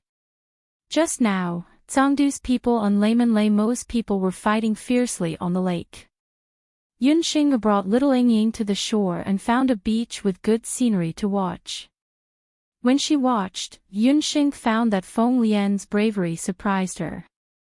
As she expected, Hua Yanluo and Qin Yu were also captured successfully. As she had expected, the three candidates for the Saintess of Celestial Fox in Tsangdu were not easy to deal with. With these women around, the thunderous demon scholar would most likely not be able to return alive. It was also at that time that Yunxing's eyelids twitched. She found that in the forest on the opposite shore not far from the lake, there were a few people who were paying close attention to the movements on the lake. Yunxing had already learned from Crane Sound that there were a total of 2 groups of people who attacked the candidates for the Saintess of Celestial Fox in a pincer attack. It seemed that the other group of people was hiding in the forest. Without hesitation, Yunxing immediately found a safe place and asked little Yingying to stay. She also told her that she had something to do first and would be back early the next morning. After saying that, Yunxing and Popping Sheep fused together and rushed toward the opposite side. The woman who just appeared, like Yaoji, was wearing a veil. Although her face could not be seen clearly, under the veil, the woman's black eyes were unusually bright. Under the thin veil, a beautiful outline could be vaguely seen. It was not difficult to imagine that this woman must be beautiful. However, unlike Yaoji, who was dressed in a sneaking suit, the woman was wearing a loose white robe. The wind blew, outlining the woman's beautiful figure. There was also a faint fragrance of herbs on her body. As for the demonic beast on her shoulder, it was even more strange. It looked like a sheep, but it had a pair of strange fleshy wings. Most importantly, since when did the man and the beast appear here? Yaoji's beautiful eyes sharpened. Who are you? This forest had been occupied by Yaoji and the others. In the past few days, even a bird would be immediately detected, let alone a human being. However, when this woman and the magical beast on her shoulder entered, no one noticed them. The Tsangdutian Fox tribe's people were just opposite. At this time, she didn't want to alert them. Hey, this woman, how can she be so rude? My dear master said that before asking for someone's name, you must first introduce yourself. If you don't even know this, you're simply too weak. Who would have thought that before the woman opened her mouth, the sheep on her shoulder had already rattled off a bunch of things? A magical beast that could speak. Where did this beast come from? Who said I'm weak? I'm Joe. Provoked by the kiss, Yaoji almost blurted out her name without thinking. Fortunately, she suddenly remembered that she was here to be an assassin. She bit her tongue hard and swallowed back the words she was about to spit out. Nonsense, have you ever seen an assassin introduce herself? This forest has been occupied by us. If you want to die, get out, Yaoji said angrily. Moi, my dearest master, so this is what an assassin looks like. The two groups of people in Songdu were killed by them. The sheep's eyes lit up as if it had caught the murderer. You're from Songdu. Are you also a woman who will participate in the selection of celestial fox saints? Yaoji really wanted to strangle the sheep. Where did this talkative demonic beast come from? What did he mean by assassins look like this? For some reason, Yaoji had an instinctive sense of repulsion when facing this woman whose face she couldn't even see clearly. It seemed that this woman made her feel a strong sense of danger subconsciously. You flatter me. I'm just a medical girl who follows the army, not a candidate for celestial fox saintess. Yunxing shrugged. Medical girl. Since you're a medical girl, why don't you follow the guards but come here? Yaoji didn't believe her. Nowadays, even a medical girl could carry a demonic beast that could speak human language. Moreover, where did this medical girl come from? Her skills were so strange that she could get close to this forest without being noticed. What are you talking about? This forest is the territory of the Celestial Fox tribal country. No one will object to me coming here to dig some herbs, right? Yunsheng spread her hands. Her teasing tone irritated Yaoji. Yaoji winked at her. Whoosh, whoosh, whoosh. Around Yunsheng, Yaoji's assassins quickly surrounded Yunsheng and the sheep. The light in Yunsheng's eyes suddenly turned colder. Before you ask me why I came to this forest, you should tell me why the people of the Nine Phoenix tribe want to kill the candidates for saintess. Yunsheng's words fell on the ears of Yaoji and those assassins like a clap of thunder. This woman had actually exposed their identities without even making a move. Who the hell are you? What Nine Phoenix tribe? I don't know what you're talking about. Beside Yaoji, there was a faint fluctuation of fighting chi. Her beautiful eyes were filled with killing intent. Yaoji was indeed a member of the Nine Phoenix tribe. She and those assassins behind her were all purebred members of the Nine Phoenix tribe. They didn't give themselves away in the assassination for several days. How on earth did this woman find out their identities? There's no need to quibble. All the birds in the forest are silent. Only the people of the Nine Luan tribe, the king of all birds, have such a brilliant ability to control birds. When Yunxing entered the forest, he had already discovered that all the birds here were already under someone's control. Combined with the extraordinarily sharp skills of Yaoji's assassins and their ability to shuttle freely in the air, the identity of the Nine Phoenix tribe was obvious. Around dusk, flocks of water birds were flying towards the forest on the lake. This 1 hour was the time of the day when all the birds returned to their nests. However, there was a big battle in the forest, which could break out at any time. On the tallest trees in the forest, Yaoji and Yunxing were still confronting each other. Yaoji, whose identity was found out, giggled. She took off her veil and showed a face that was unforgettable. Although the Celestial Fox tribe is weak, there are still some people with good eyesight. Well, since my identity has been found out, I won't hide it anymore. Yes, we are indeed from the Nine Phoenix tribe.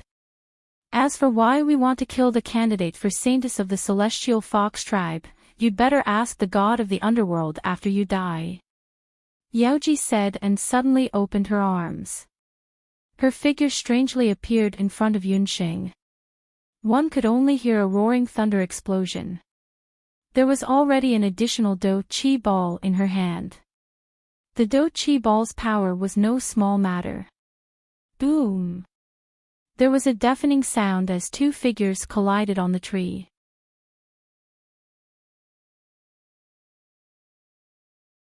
Among those birds, there were goshawks, sparrows, and many other birds that Yunxing couldn't even name. Could it be that Lady Yaoji is going to use that terrifying forbidden technique? The assassins of the 9-1 tribe looked towards the sky. This was a technique that would destroy both jade and common stone. Toads want to eat swan meat. Yunxing raised her eyes and looked at the sky. She was still thinking about the specific meaning of Yaoji's words. In the sky, hundreds of birds returned to their nests and gathered together to form a one bird the size of an empty boat. This was the first time that Yunxing had seen such a special forbidden technique. After coming to the 8 Wastelands continent, Yunxing had thought that with her strength as a lord of magic, she could travel unimpeded in the 8 Wastelands continent. However, based on what she had seen and heard over the past few days, Yunxing realized that she was gravely mistaken. The strength of the Bakra orcs was far stronger than she had imagined. Last time, when she fought against a celestial fox mixed-blood fox, she had seen the strange fox venerable descending. This time, when she fought against the female assassin of the 9-1 tribe, it was the same. This flaming wand was undoubtedly much stronger than the half-baked fox venerable. My dear master, that's the ancient forbidden technique of the 9-1 tribe, assemble. Flame Battle Wand, this big fellow's strength is not to be underestimated. It can spit out countless flames, and everything within a radius of 10 miles will be turned to ashes by it. Popping Sheep looked at the huge wand in the sky and nervously said. He still wanted to live. He didn't want to be roasted into a lamb by this big turkey. TSK, what a crazy woman. It's just a fight. Does she have to fight so hard? It's like I stole her man. Yunxing spat. As soon as the flaming wand appeared, Yunxing felt a terrifying ancient pressure. The surrounding temperature suddenly rose. She could even smell the burning smell of her foxtail behind her. It seemed that baby sheep was right. The flaming wand above her head was very powerful. In terms of strength, this flaming wand was already a demigod-level existence. Looking at the other side of the lake, the sudden appearance of the flaming wand alerted the celestial fox tribe members who were resting in the camp. The 3 Saintess candidates, as well as Qian Lang and the others, all gathered around the lake. That's the 9-1 tribe's forbidden technique. Why would the people of the 9-1 tribe suddenly appear here? Qian Lang frowned. The 9-1 tribe was a superior beast tribe. The 2 tribe leaders had a very good relationship in their early years. However, even if they had a good relationship, the people of the 9-1 tribe had rashly intruded into the territory of the celestial fox tribe without any notice. Moreover, there had been a few recent occurrences of the celestial fox saintess candidates being assassinated. Qian Lang couldn't help but feel nervous. The terrifying aura coming from the forest on the other side indicated that there was a fierce battle going on there. At this moment, Qian Lang and the 3 celestial fox saintess candidates didn't dare to rashly approach that terrifying forest. After Yaoji summoned the flaming wand, her figure flashed and grew dozens of feet tall. She stood on the back of the flaming wand. After using the forbidden technique, her temperament was completely different. On the back of the flaming wand, her sharp eyes fell on Yunxing like 2 bolts of lightning. Yunxing's cheeks were also red because of the flames. She stuck out her tongue and licked her dry lips. Due to the appearance of the flaming wand, the forest had turned into a sea of fire. Yaoji's eyes turned sharp. The flaming wand under her screeched and spewed out a fierce flame. The flame burned fiercely. As soon as it touched the trees, the dozens of meters tall trees suddenly turned into a sea of fire. Yunxing was forced to retreat in the forest like a locust. She was in a difficult situation. Tut, it's really miserable to be forced to this point. Yunxing spat and looked at her foxtail, which was burned in a large part. Flaming wand, right? Then I'll show you my power. Yunxing sneered. The Fictional medical bracelet on her hand glowed with blue light.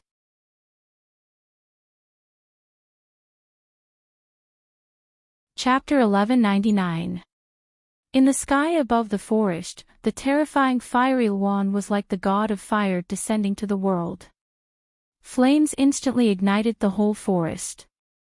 The fire was so powerful that when it fell on the lake, even the water was evaporated. After dodging several times, the female doctor of the celestial fox people was completely submerged in the sea of fire.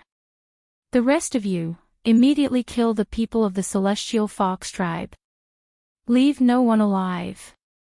Yaoji stared into the sea of fire and glanced back and forth. After confirming that Yunxing's figure was not found, she was relieved. The fire of the fiery Luan was so big that even the hardest rock could be burned into powder, not to mention that the other party was just a magician with a mortal body. The female doctor of the celestial fox people was doomed. Just as Yaoji was about to continue killing the other people of the celestial fox tribe, her heart suddenly sank. In the forest, a green light pierced through the sea of fire. Something came out of the sea of fire. A terrifying beast roar that seemed to come from ancient times reverberated in the raging forest. An incomparably fierce ancient aura rushed out of the sea of fire and went straight to the sky. That's... Yaoji's eyes suddenly widened a little. A beast shadow that was as majestic as a mountain came out of the ground. The terrifying fluctuation that shocked people's minds made Yaoji and all the people of the 9-1 tribe present feel their souls tremble involuntarily. A green demonic beast of the void pierced through the sea of fire and stood in the air. Its snake-like body was covered with green scales. Under its sharp 9 claws, there was a faint thunderstorm power. Its awe-inspiring eyes were filled with a terrifying majesty that looked down on the world. There was a person standing on the back of the azure dragon. The person wore a veil, and there was a pair of fox ears on the top of her head. Behind her was a fox tail that had been burned a lot of fur.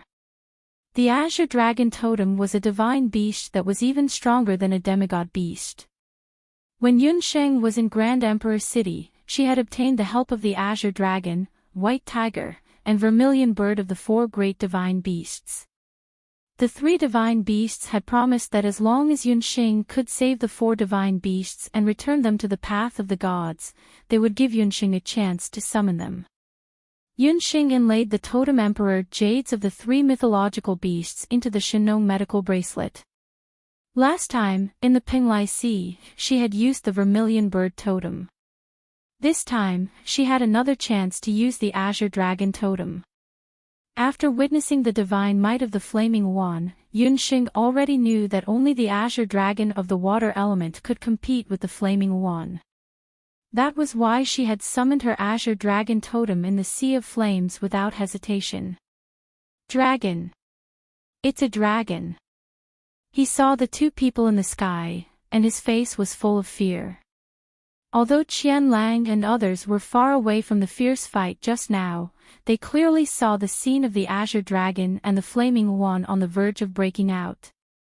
After Feng Lian arrived, she also stared at Yaoji with an unfriendly face. Yaoji's appearance in night clothes reminded Feng Lian of the other group of assassins mentioned by Layman Lay Mo earlier. You must be from the celestial fox people. I'm Grey Feather. This is Yaoji. We are all subordinates of the young patriarch of the 9-1 tribe. Under the young patriarch's order, we are chasing a criminal. It just so happened that I passed by here tonight and fought with that criminal. Unfortunately, that criminal was very cunning and actually used a forbidden technique to summon an evil dragon. Grey Feather's face was calm. In just a few words, he had completely reversed right and wrong. I see. No wonder the 2 of you are here. Since the criminal has escaped, it's better for the 2 of you to leave as soon as possible. This area is not peaceful. During the day, we just defeated a group of assassins who wanted to assassinate the Celestial Fox Saintess candidate. Qian Lang did not suspect anything. After all, the young patriarch of the 9-1 tribe had a noble status. It was impossible for him to be the mastermind behind the assassination of the celestial fox saintess candidate. "Excuse me, is there a female doctor in your troop this time? What's her background?" Yaoji suddenly asked. "Miss Yaoji, are you asking about Yunhua Hospital?" "Yes, we do have an orc female doctor in our troop this time.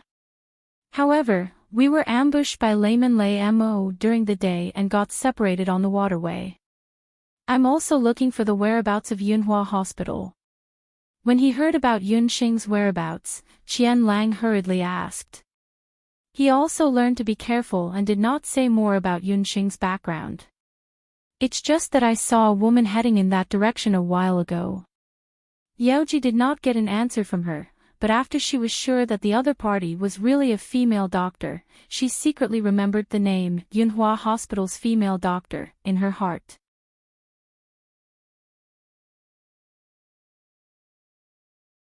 Chapter 1200.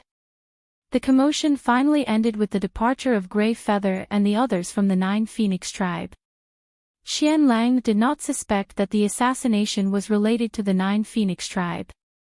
Yaoji and the others also did not pursue Yunxing's background. After dawn, Qian Lang and the others searched along the burnt forest. Finally, they found Yunxing at the outermost edge of the forest. When they found her, she looked embarrassed and said, I was scared out of my wits when I saw the chaos, so I hid." After returning, Yunxing could not avoid being criticized by Hua Yanluo, Qin Yu, and the others. Feng Lian, on the other hand, stood to the side without saying anything. She only stared at the lake that had been burned dry. No one knew what she was thinking. It was unknown whether it was because of the huge commotion caused by the fire bath Wan, or because the death of Scholar Lei Mo had scared the other group of assassins out of their wits. In any case, the rest of the journey was peaceful.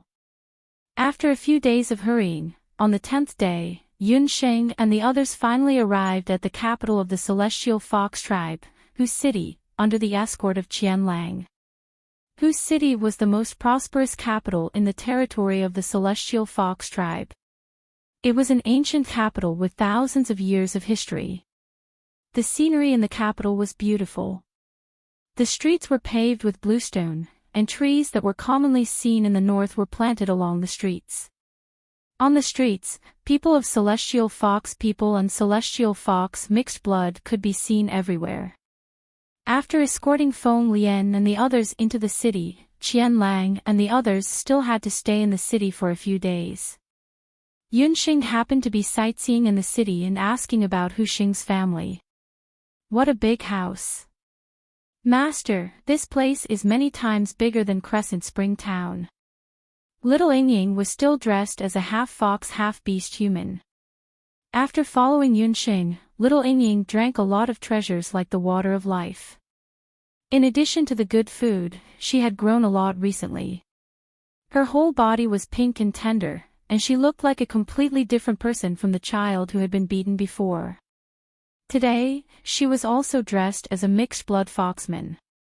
It had to be said that this outfit suited her very well. She looked lively and cute. Coupled with the fact that she was carrying a kissing goat in her hand, she attracted a lot of attention along the way. "Little Yingying, in the future, Master will take you to see the imperial capital of another continent. That is the real big city." Yunxing patted Little Yingying's head. Compared to the few imperial capitals of the boundless continent, the scale of the buildings and the number of people in the city paled in comparison. Zhou states Yujing was also much more prosperous than this place. Chapter 1201. Hu Linglong was in a fit of anger and did not notice the group of people from Cangdu standing at the side, not to mention the veiled Yunxing. Yunxing blended into the crowd and secretly paid attention to Hu Linglong's every move. Yunxing remembered that Hu Linglong was Hu Xing's cousin, but this woman had a vicious heart. Back then, it was Hu Linglong who colluded with Madame Qi Bai and sold Hu Xing to the boundless land. If not for the fact that Yunxing happened to also be at the auction, Huxing would have been bought by someone long ago. However, Huxing also said that if she died, Hu Linglong should be the most suitable candidate for the saintess of the celestial fox people. Unexpectedly, Hu Linglong had not become the saintess even though Huxing had been dead for a few years. Not only that, she even had to compete for the position of saintess with the beast men. This was undoubtedly a humiliation to the proud and arrogant Hu Linglong. According to the rules of the celestial fox people, a new saintess could only be elected when the previous saintess died or went missing for more than 3 years. Hu Linglong had heard that Huxing's whereabouts were unknown in the boundless land. She originally thought that after Huxing went missing, she would be able to take the position of saintess. A few days ago, she heard that the various capital cities had selected many mixed-blood celestial fox people to participate in the selection of saintess this time. She originally thought that the Celestial Fox Elders Guild would dare to do it, but who knew that the group of old fellows in the Guild of Elders Guild actually said that they would broaden the scope of the selection of saintess and open it to the entire Celestial Fox tribe. Even the beast men could participate. Get lost. Hu Linglong was about to register her name when a beast man woman blocked her way. Hu Linglong was furious and cast a spell on the beast man woman's face. Ah! The beast-man woman screamed as a piece of flesh was torn off her face. Instantly, blood and flesh flowed out, making her look very miserable. Lady Linglong, this is an order from the Elders' Assembly. Please cooperate with us. If you injure anyone again, we can only cancel your registration. This is an order from the Elders' Assembly. Please don't make things difficult for your subordinates. The Sky Fox clansman in charge of the life-saving pill felt a headache coming on when he saw Hu Linglong. Although the previous saintess, Hu, was a good-for-nothing, at least, she treated people well. In comparison, although Huxing's cousin, Hu Linglong, was quite strong and had reached the level of a saint-level law emperor in the past few years, she was known for her arrogance and willfulness in the Heavenly Fox tribe. Because her father was the 5th elder of Celestial Fox, no one of the tribesmen in the tribe dared to offend her. Although Hu Linglong was very dissatisfied, when she heard that it was an order from the Elders Guild, she could not flare up again. Those old fellows in the Guild of Elders had the support of clan head Hu Chincho. Even her father could not do anything. Hu Linglong angrily reported her name and left. When she returned home, she could not help but look for her father. Father, what's going on? How come those assassins we sent out could not even deal with a few women? Now, even beast men can participate. How am I supposed to face others in the future? Hu Linglong had always been the target of ridicule among the descendants of the 8 Desolation tribe. If the other tribes knew that even beast men could participate in the saintess of the Celestial Fox people, even if she was chosen as the saintess in the future, she would definitely be laughed at. Linglong, this matter is quite strange. Lei Mo and his men actually failed. Hu Linglong's father, who was also Hu Qianqiu's younger brother, Hu Qiansui. Earlier, the ones who hired Lei Mo and the others to assassinate the saintess candidates were precisely this vicious celestial fox father and daughter. Seeing his daughter's angry face, he tried to persuade her. The Guild of Elders did this because you did not find the celestial fox relic. That's why people in the tribe said that you are not qualified to become the saintess of the celestial fox saintess. Hearing her father mention the celestial fox relic, Hu Linglong's face became awkward. Hu Qiansui was a very ambitious person. Back then, because he was a bastard son, he was not able to become the clan head of the Celestial Fox people. He had always been brooding over this matter. Even the heavens wanted to help him. Hu Qianqiu did not have many children. The only daughter who was tested to be the successor of the Celestial Fox Saintess was a trash who did not know any magic. On the other hand, Hu Qiansui's daughter, Hu Linglong, had been intelligent and beautiful since she was young. If it weren't for the fact that Hu Sheng was the clan leader's daughter, she wouldn't have had a chance to become the saintess of the Heavenly Fox clan. Every time Hu Qiansui thought of this, he would be secretly angry. All these years, on the surface, he had been pandering to Hu Qianqiu and the Guild of Elders, but secretly, he had been doing something. Other than allowing his daughter to secretly suppress and bully Hu Xing, he had also been trying to rope in the Guild of Elders. His goal was to wait for the right opportunity to replace Hu Qianqiu and become the clan head of the Celestial Fox people. Among them, he had his daughter trick Hu Xing and banish her from the 8 Desolates continent. His daughter would replace her and become the new Celestial Fox Saintess. This was the first step of Hu Qiansui's plan. Hu Qiansui and his daughter had been painstakingly planning for many years and finally got rid of the thorn in their side, Hu Xing. He even bribed an elder to recommend Hu Linglong to replace Hu Xing in the Dutian blood realm and search for the Beast King relic with the other descendants of the 8 Desolates. But who would have thought that Hu Linglong would not be able to find the Celestial Fox relic at such a critical juncture? The loss of the Celestial Fox relic had been criticized by the other elders of the Guild of Elders. When the time came for the new saintess, the elders unexpectedly proposed to hold the saintess selection ceremony for the first time. Hu Qiansui knew that he was in the wrong because of the relic and could only vote in favor. Linglong, don't be anxious. What is yours will be yours. Looking at the entire Celestial Fox tribe, in terms of bloodline, appearance, and talent, no one is more suitable than you to be the saintess. Don't worry, in this selection ceremony, I will definitely let you take first place. At that time, let's see if anyone dares to say that you are not qualified to be the saintess. Hu Qiansui comforted his daughter. So many things had happened in the middle of the Celestial Fox saintess selection this time. Even the mixed-blood Celestial Fox had joined in. But this also had its benefits. With Hu Linglong's purebred status and outstanding talent, she would definitely be able to become the saintess of the Celestial Fox Saintess. Father, I naturally have confidence in the saintess matter. I also have something to ask you, and that is the matter of the 9 Wan clan's young leader. I heard that when grandfather was still in power, he had made an agreement with the 9 Wan clan's old leader that the saintess and the young leader of the 2 clans would become husband and wife once they reached adulthood. Is this true? Hu Linglong would only put away her unruly temper when talking about her crush, Lu. That's right. There was such an agreement between the old leaders of the 2 clans. But according to the agreement, only the saintess of the Celestial Fox Saintess can marry the young leader of the 9 Wan clan. Hu Qiansui had long since known that his daughter had been in love with Lu Xini of the 9 Wan clan.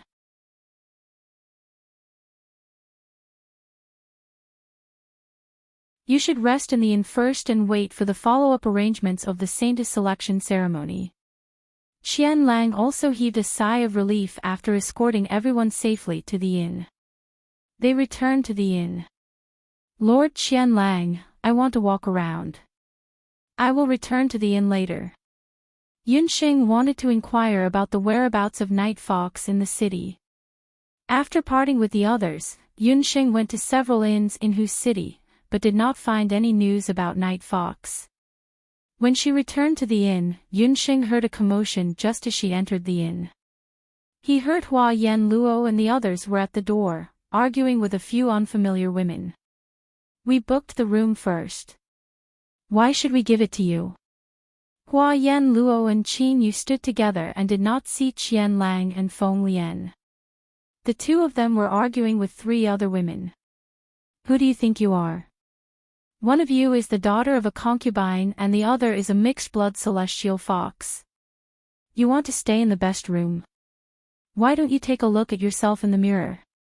Trash like you are only fit to live in stables. The few women who were arguing with the 2 were all beautiful and alluring. They were dressed luxuriously, and it was obvious that they were purebred heavenly foxes from other cities. It turned out that not long after Yunxing parted with the others, Qian Lang brought the 3 women back to the inn. Before they reached the inn, Qian Lang received news that there were too many of them and the inn could not accommodate all of them. He had no choice but to arrange accommodation for the other soldiers first. As for Feng Lian, she did not like to walk with Hua Yen Luo and Qin Yu, so she simply left on her own. After Hua Yen Luo and Qin Yu returned to the inn, they asked and found out that the best room booked by Qian Lang had been taken away by several Celestial Fox Saintess candidates who had just arrived in Fengdu. They were only left with a few ordinary rooms. If this matter had happened to Yunxing or Qian Lang, it would have been over.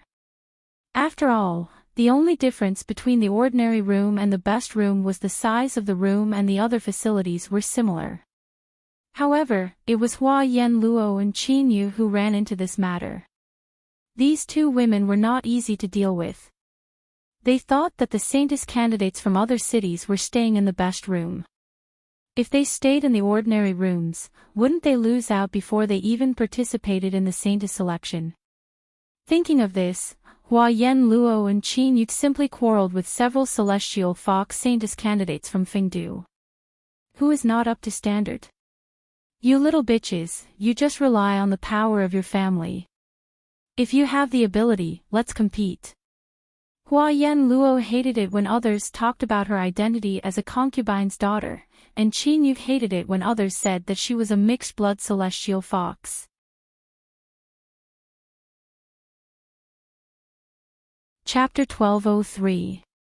When Yunxing noticed Hua Yen Luo's gaze, she knew that it was not a good thing. However, it was too late for her to back out. She stepped forward, pulled Yunxing over, and said in a low voice, "You're lucky. You can temporarily replace Feng Lian and pretend to be the third candidate for the Saintess of Cangdu. Miss Yen Luo, I don't think it's a good idea. You know that I'm just a doctor. I can grind medicine and refine pills, but I can't fight." Yunxing quickly declined. Only a fool would clean up the mess for these vase girls. She was here to deliver the ashes. She did not want to be hated by others before she could even deliver the ashes. Sister Hua, you could have chosen anyone, but you chose her. You know that when Layman Lay Mo came last time, she even left her herb gatherer behind. When Qin Yu saw that it was Yunxing, she had a look of disdain on her face.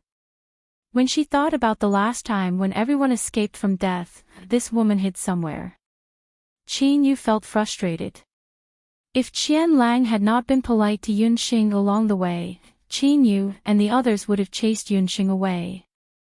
In her opinion, even a random passerby would be 100 or 1,000 times better than this so-called woman from Yunhua Hospital. This woman would probably be beaten to death in just one round.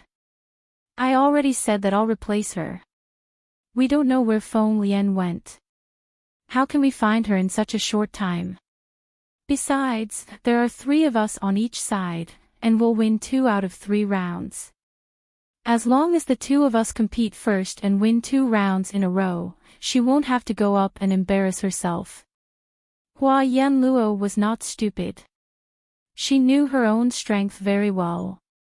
As for Qin Yu, although she looked weak and fence-sitter, when she attacked Layman Lay Mo that day, Qin Yu's reaction was faster than hers. In other words, this woman was also a person who hid her strength. Since both of them were quite strong, it meant that they only needed one more person. Even if the third person was not very strong, as long as she and Qin Yu won, it would be considered a victory. The third person did not even need to go up. They only needed to go through the motions. After the 2 women discussed for a while, they didn't even give Yunxing a chance to refuse and directly pulled Yunxing out. Yo, here comes another celestial fox hybrid, and it's a half-orc that can't even control its fox form. Isn't that so? There aren't even any decent purebred celestial fox or half-beastmen in such a big city. It's really going to kill me. Seeing that Yunxing still had her fox ears and tail, the candidates of the Saintess of Fengdu all laughed out loud. In particular, they noticed that for some reason, Yunxing only had half of her fox tail left, and she had a strange expression on her face. She wore a veil. Even if they were all half beastmen, there were still differences.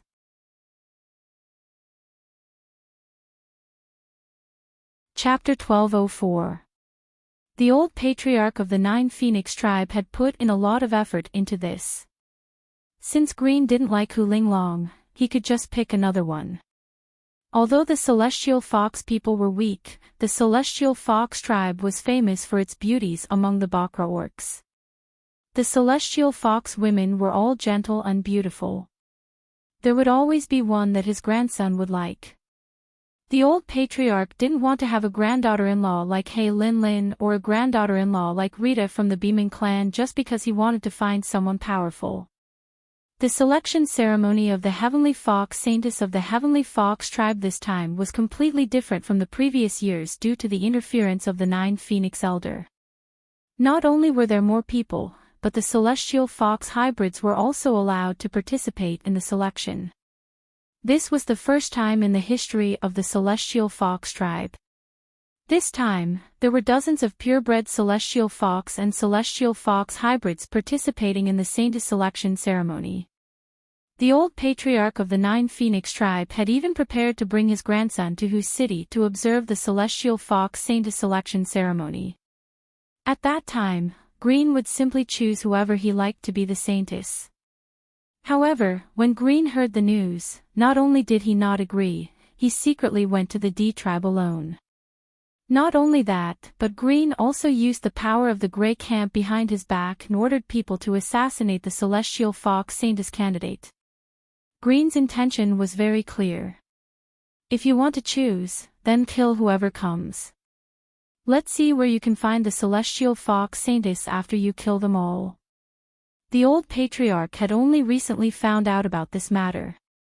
After hearing the news, the old patriarch was almost angered half to death. Helpless, the old patriarch didn't inform the Celestial Fox tribe and came to Hu City specifically to check on the new saintess of the Celestial Fox people. In any case, in the old patriarch's opinion, his taste was similar to his grandson's. As long as he fancied something, his grandson would definitely like it. It was clear that the 9 Phoenix tribe patriarch didn't realize that there was such a thing as generation gap in this world. The old patriarch had been in Hu City for a few days. He had specially chosen this inn, which was said to be the inn where the Celestial Fox Saintess candidate from the capital city had to stay. He wanted to observe the situation of his future granddaughter-in-law up close. However, after a few days, the old patriarch's frown deepened. These Celestial Fox Saintess candidates from all over the Celestial Fox tribal nation were beautiful, but most of them were just flower vases.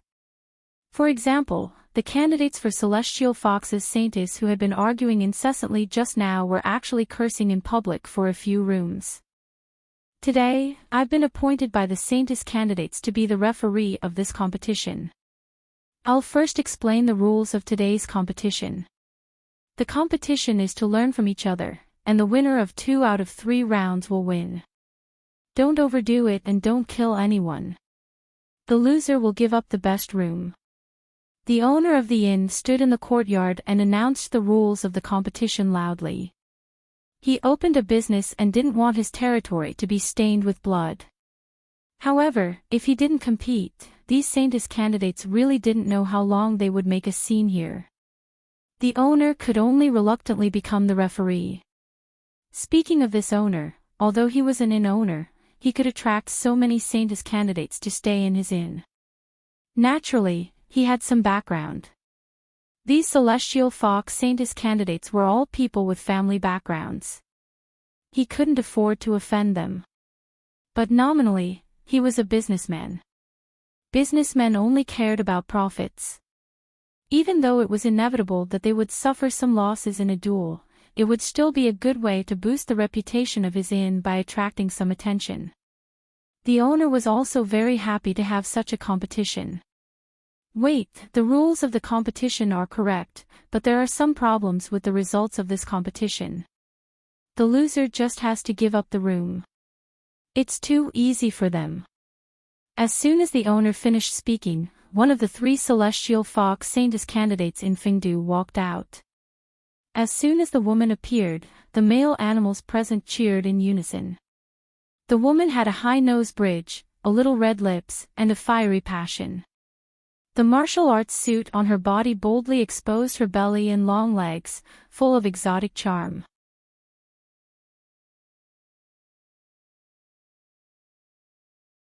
The more inheritance one had, the more powerful the descendant of the 8 wastelands would be.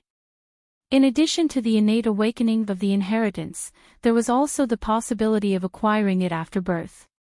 For some ancient families of the 8 wastelands, the inheritance after birth was more important than life.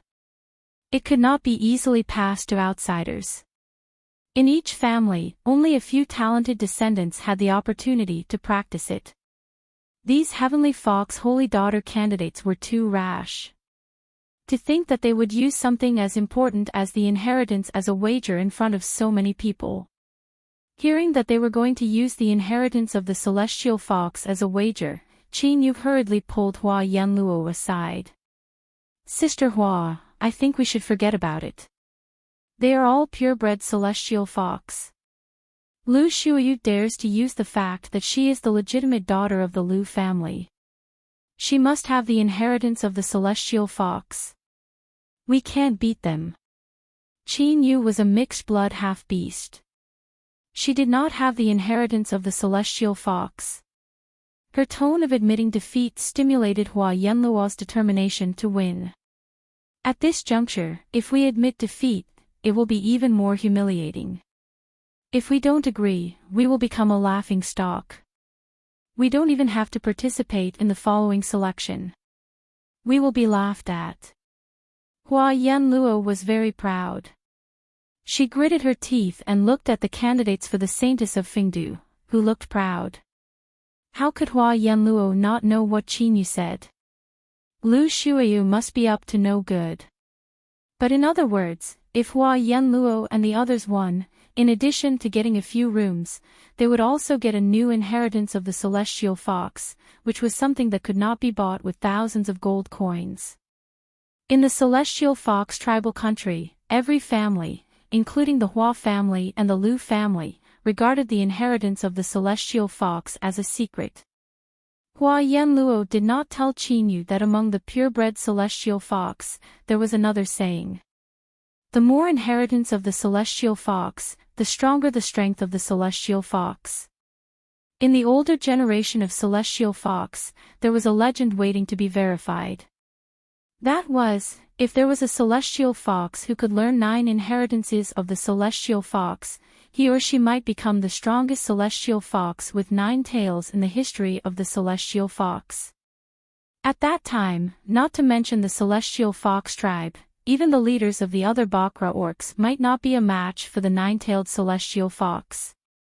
But after all, it was a legend. In history, even the leader of the Celestial Fox tribe, Hu Yan, who was recognized as the strongest, only learned 8 inheritances of the Celestial Fox. He was still one step away from the strongest Celestial Fox with 9 tails. It was impossible to learn 9 inheritances of the Celestial Fox. But Hua Yanluo believed that Lu Shuiyu also knew about this legend.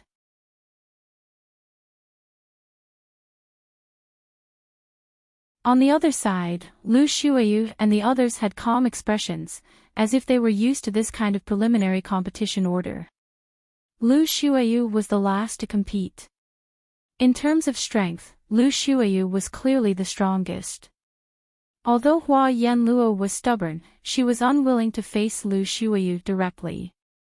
As for Qin Yu, it was needless to say. With this arrangement, Lu Shuiyu was the last to compete. Her opponent was that useless Yunxing. Yunxing had no chance of winning against Lu Shuiyu even if she used her toes to think. She would lose without a doubt. What Hua Yanluo and Qin Yu had to do was win 2 rounds in a row. Whether that useless person won or lost the 3rd round, even if she was beaten to death, it had nothing to do with them. In the courtyard, a simple arena that was usually used for banquets and theatrical performances had been temporarily set up. The first round of competition, Hua Yanluo vs Chen Qi. Hua Yanluo's feet touched the ground, and she landed on the arena like a graceful swan. The young girl's heroic bearing, her red dress fluttering in the wind, was very beautiful. Chen-Chi of Plentiful City, like a swallow returning to its nest, stood on the arena. She was also a martial artist, and her appearance was similar to Hua Yanluo's. Boom boom, in front of Chen-Chi, a fog-like icy white doqi filled the air. Hua Yanluo took a step forward, and a red light flashed in her sleeve. It was a short sword, the same one that Hua Yanluo used to sneak attack Layman Thunderfiend. The short sword was full of killing intent, and it was a divine-grade celestial artifact. The short sword swung out, and in the air, the sharp dagger light turned into several rays, piercing toward Chen-Chi at an extremely tricky angle. Chen-Chi saw that the short sword was powerful, and she did not dare to take it head-on. She swept to the back of Hua Yanluo like lightning, and the fighting energy around her was divided into three, forming three daggers. The daggers swept across, and the dagger light clanged 3 times in a row, and Hua Yanluo's short sword was knocked away. Hua Yanluo's palm was hurt by the power of the daggers. She turned her wrist, and the short sword stabbed out horizontally.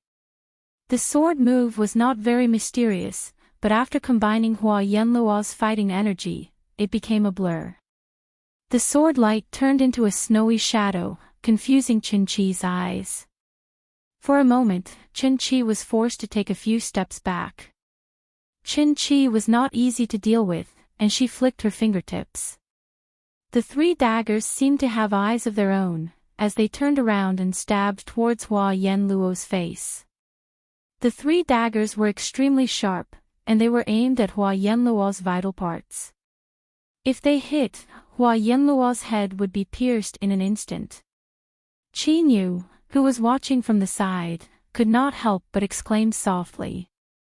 The innkeeper, who was acting as the referee, had his feet in the posture of a winery, and his sleeves were fluttering even though there was no wind. It was obvious that he was going to block the fatal attack at the critical moment. But at this moment, the fiery red fighting energy in front of Hua Yanluo burned like a raging fire. Hua Yanluo, who was forced to retreat, suddenly split into 2, and there were 2 Hua Yanluos.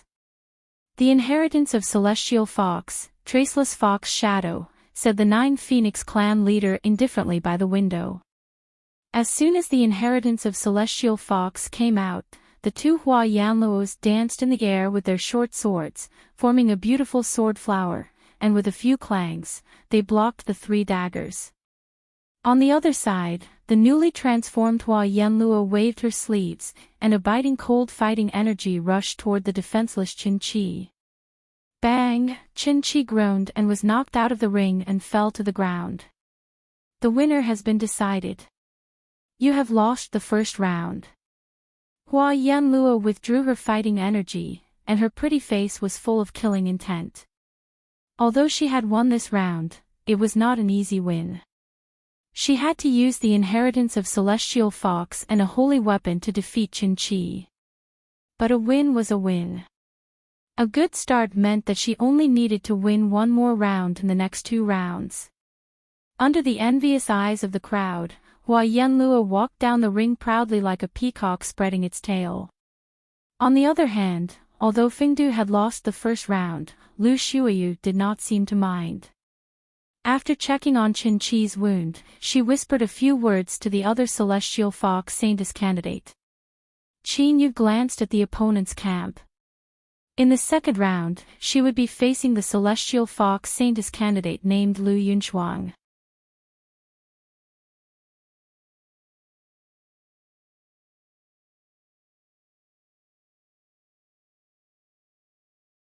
If you defeat her, not only will you win the inheritance, I will also pass on my inheritance to you, Hua Yanluo snorted and blurted out without hesitation. Hua Yanluo would never believe that a lowly beast human who only knew how to run away could defeat Lu Shuiyu, a purebred celestial fox. What a joke, Hua Yanluo. This lowly beast human's brain is not working well, and you're not working well either. She won't be a match for me even in her next life. A thin layer of anger floated on Lu Shuiyu's face. 3 moves. Yunxing's figure flashed, and the crowd only saw a blur before she was already standing in the arena. 3 moves. Everyone's face was filled with shock. I can defeat you in just 3 moves. Yunxing's words caused the entire courtyard to erupt into an uproar. This woman, is there really something wrong with her brain? She actually said that she can defeat Shuiyu in 3 moves. Chen Qi whispered into Lu Yunchuang's ear, especially from Fengdu's side. Not necessarily. Lu Yunchuang, who had always been a woman of few words, glanced at Yunxing in the arena and spat out these 2 words. Lu Shuiyu's eyeballs protruded slightly from anger, and her body trembled slightly from embarrassment. Under Lu Shuiyu's sleeves, her originally delicately manicured fingernails had strangely grown a few inches. Strange patterns had appeared on her fingernails. This damned lowly beast human had actually dared to humiliate her like this. No one could come out unscathed after humiliating her, Lu Shuiyu. 3 moves, right? Alright, just 1 move and she, Lu Shuiyu, would kill this lowly beast human.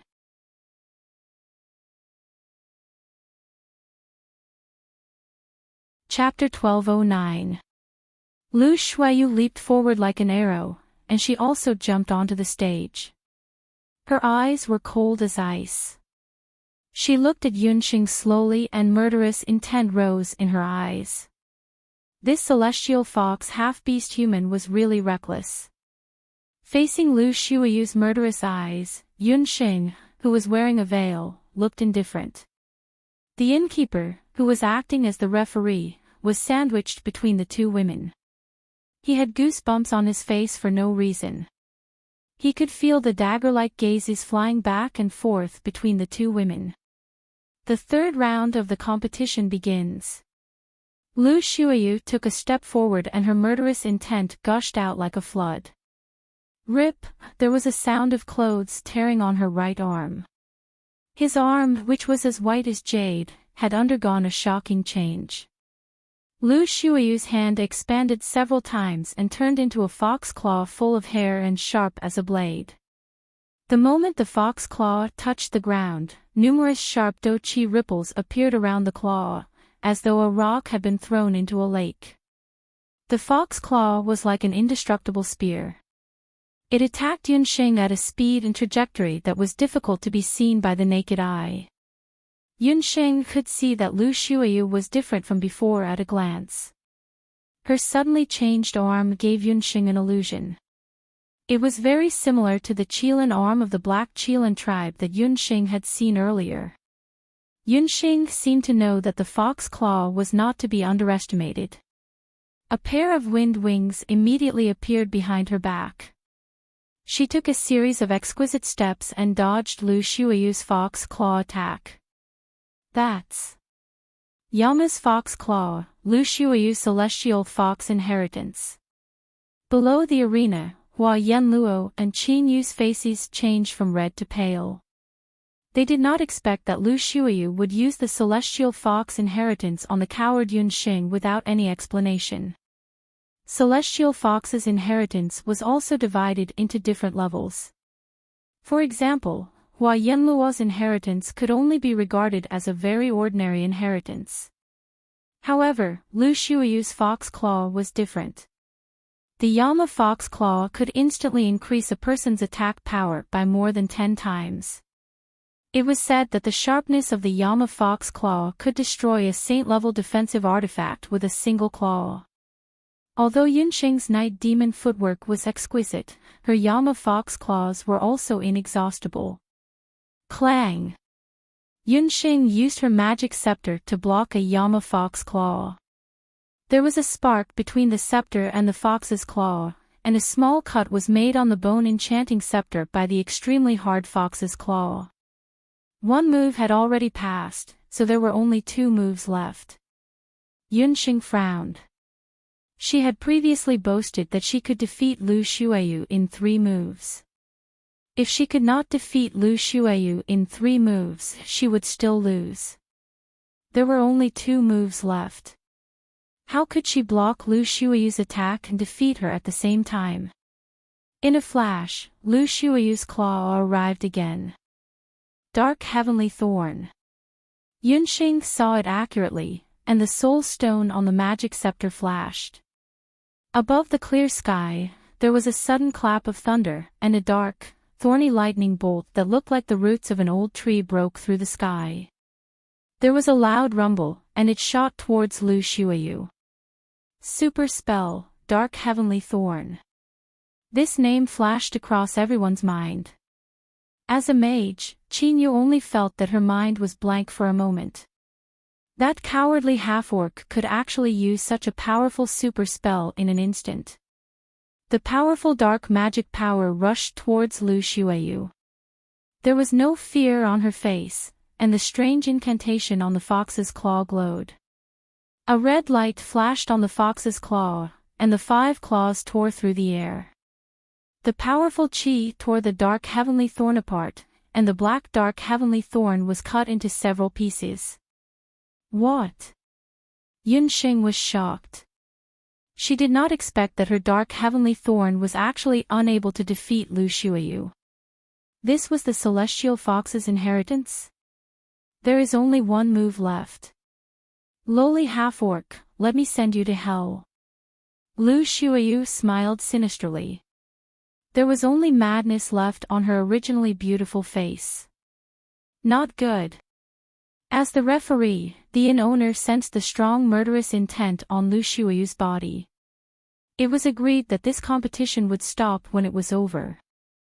Lu Shuiyu had the intention to kill. There was only 1 move left. If even the super spell, Dark Heavenly Thorn, could not kill her, then the rest, Demon God Transformation. A thought flashed through Yunxing's mind. Without any hesitation, Yunxing held the magic scepter in her hand horizontally in front of her. Lu Shuiyu had already pressed forward, and the demon god's fox claw, which was surging with the smell of blood, swept towards Yunxing's throat with its sharp claws. At such a close distance, even if someone wanted to stop it, it was already too late. Suddenly, a black light rose from Yunxing's magic scepter. A dazzling light appeared above her head, and the entire sky darkened in an instant. It was as if there was a dark cloud that covered the sky and blocked the sun in the sky all of a sudden. The people who were originally paying attention to the battle situation in the arena could not help but raise their heads. The sky was gray and hazy, and there was a black cloud. No, that was not a cloud, that was a Dharma soul. A powerful dark Dharma soul that had never been seen before emitted a dark magic power that was like 1,000 feet of light. Demon God Transformation, Azura Thorn. Countless thorns suddenly drilled out of the clouds like a rainstorm. They gathered together and formed a super dark heavenly thorn, the Azura Thorn that was dozens of times more terrifying. The Azura Thorn pierced through the air and pierced towards Lu Shuiyu. All of this happened too quickly. Only when the dark power whizzed over did a look of horror appear in Lu Shuiyu's eyes. She had never thought that she would actually lose to an inferior half-orc one day, and lose in such an ugly manner. In an instant, the arena was destroyed by the terrifying dark power, and a burst of rocks shook. The air wave overturned everyone, and one by one, they fell to the ground. When everyone opened their eyes again, the courtyard of the inn had already been razed to the ground. The inn owner's face was stiff, and the expression on his face was uglier than if he were crying. The trees in the courtyard, and even the houses on both sides, were all damaged. The original position of the arena had already become a huge pit that was close to 1,000 feet deep.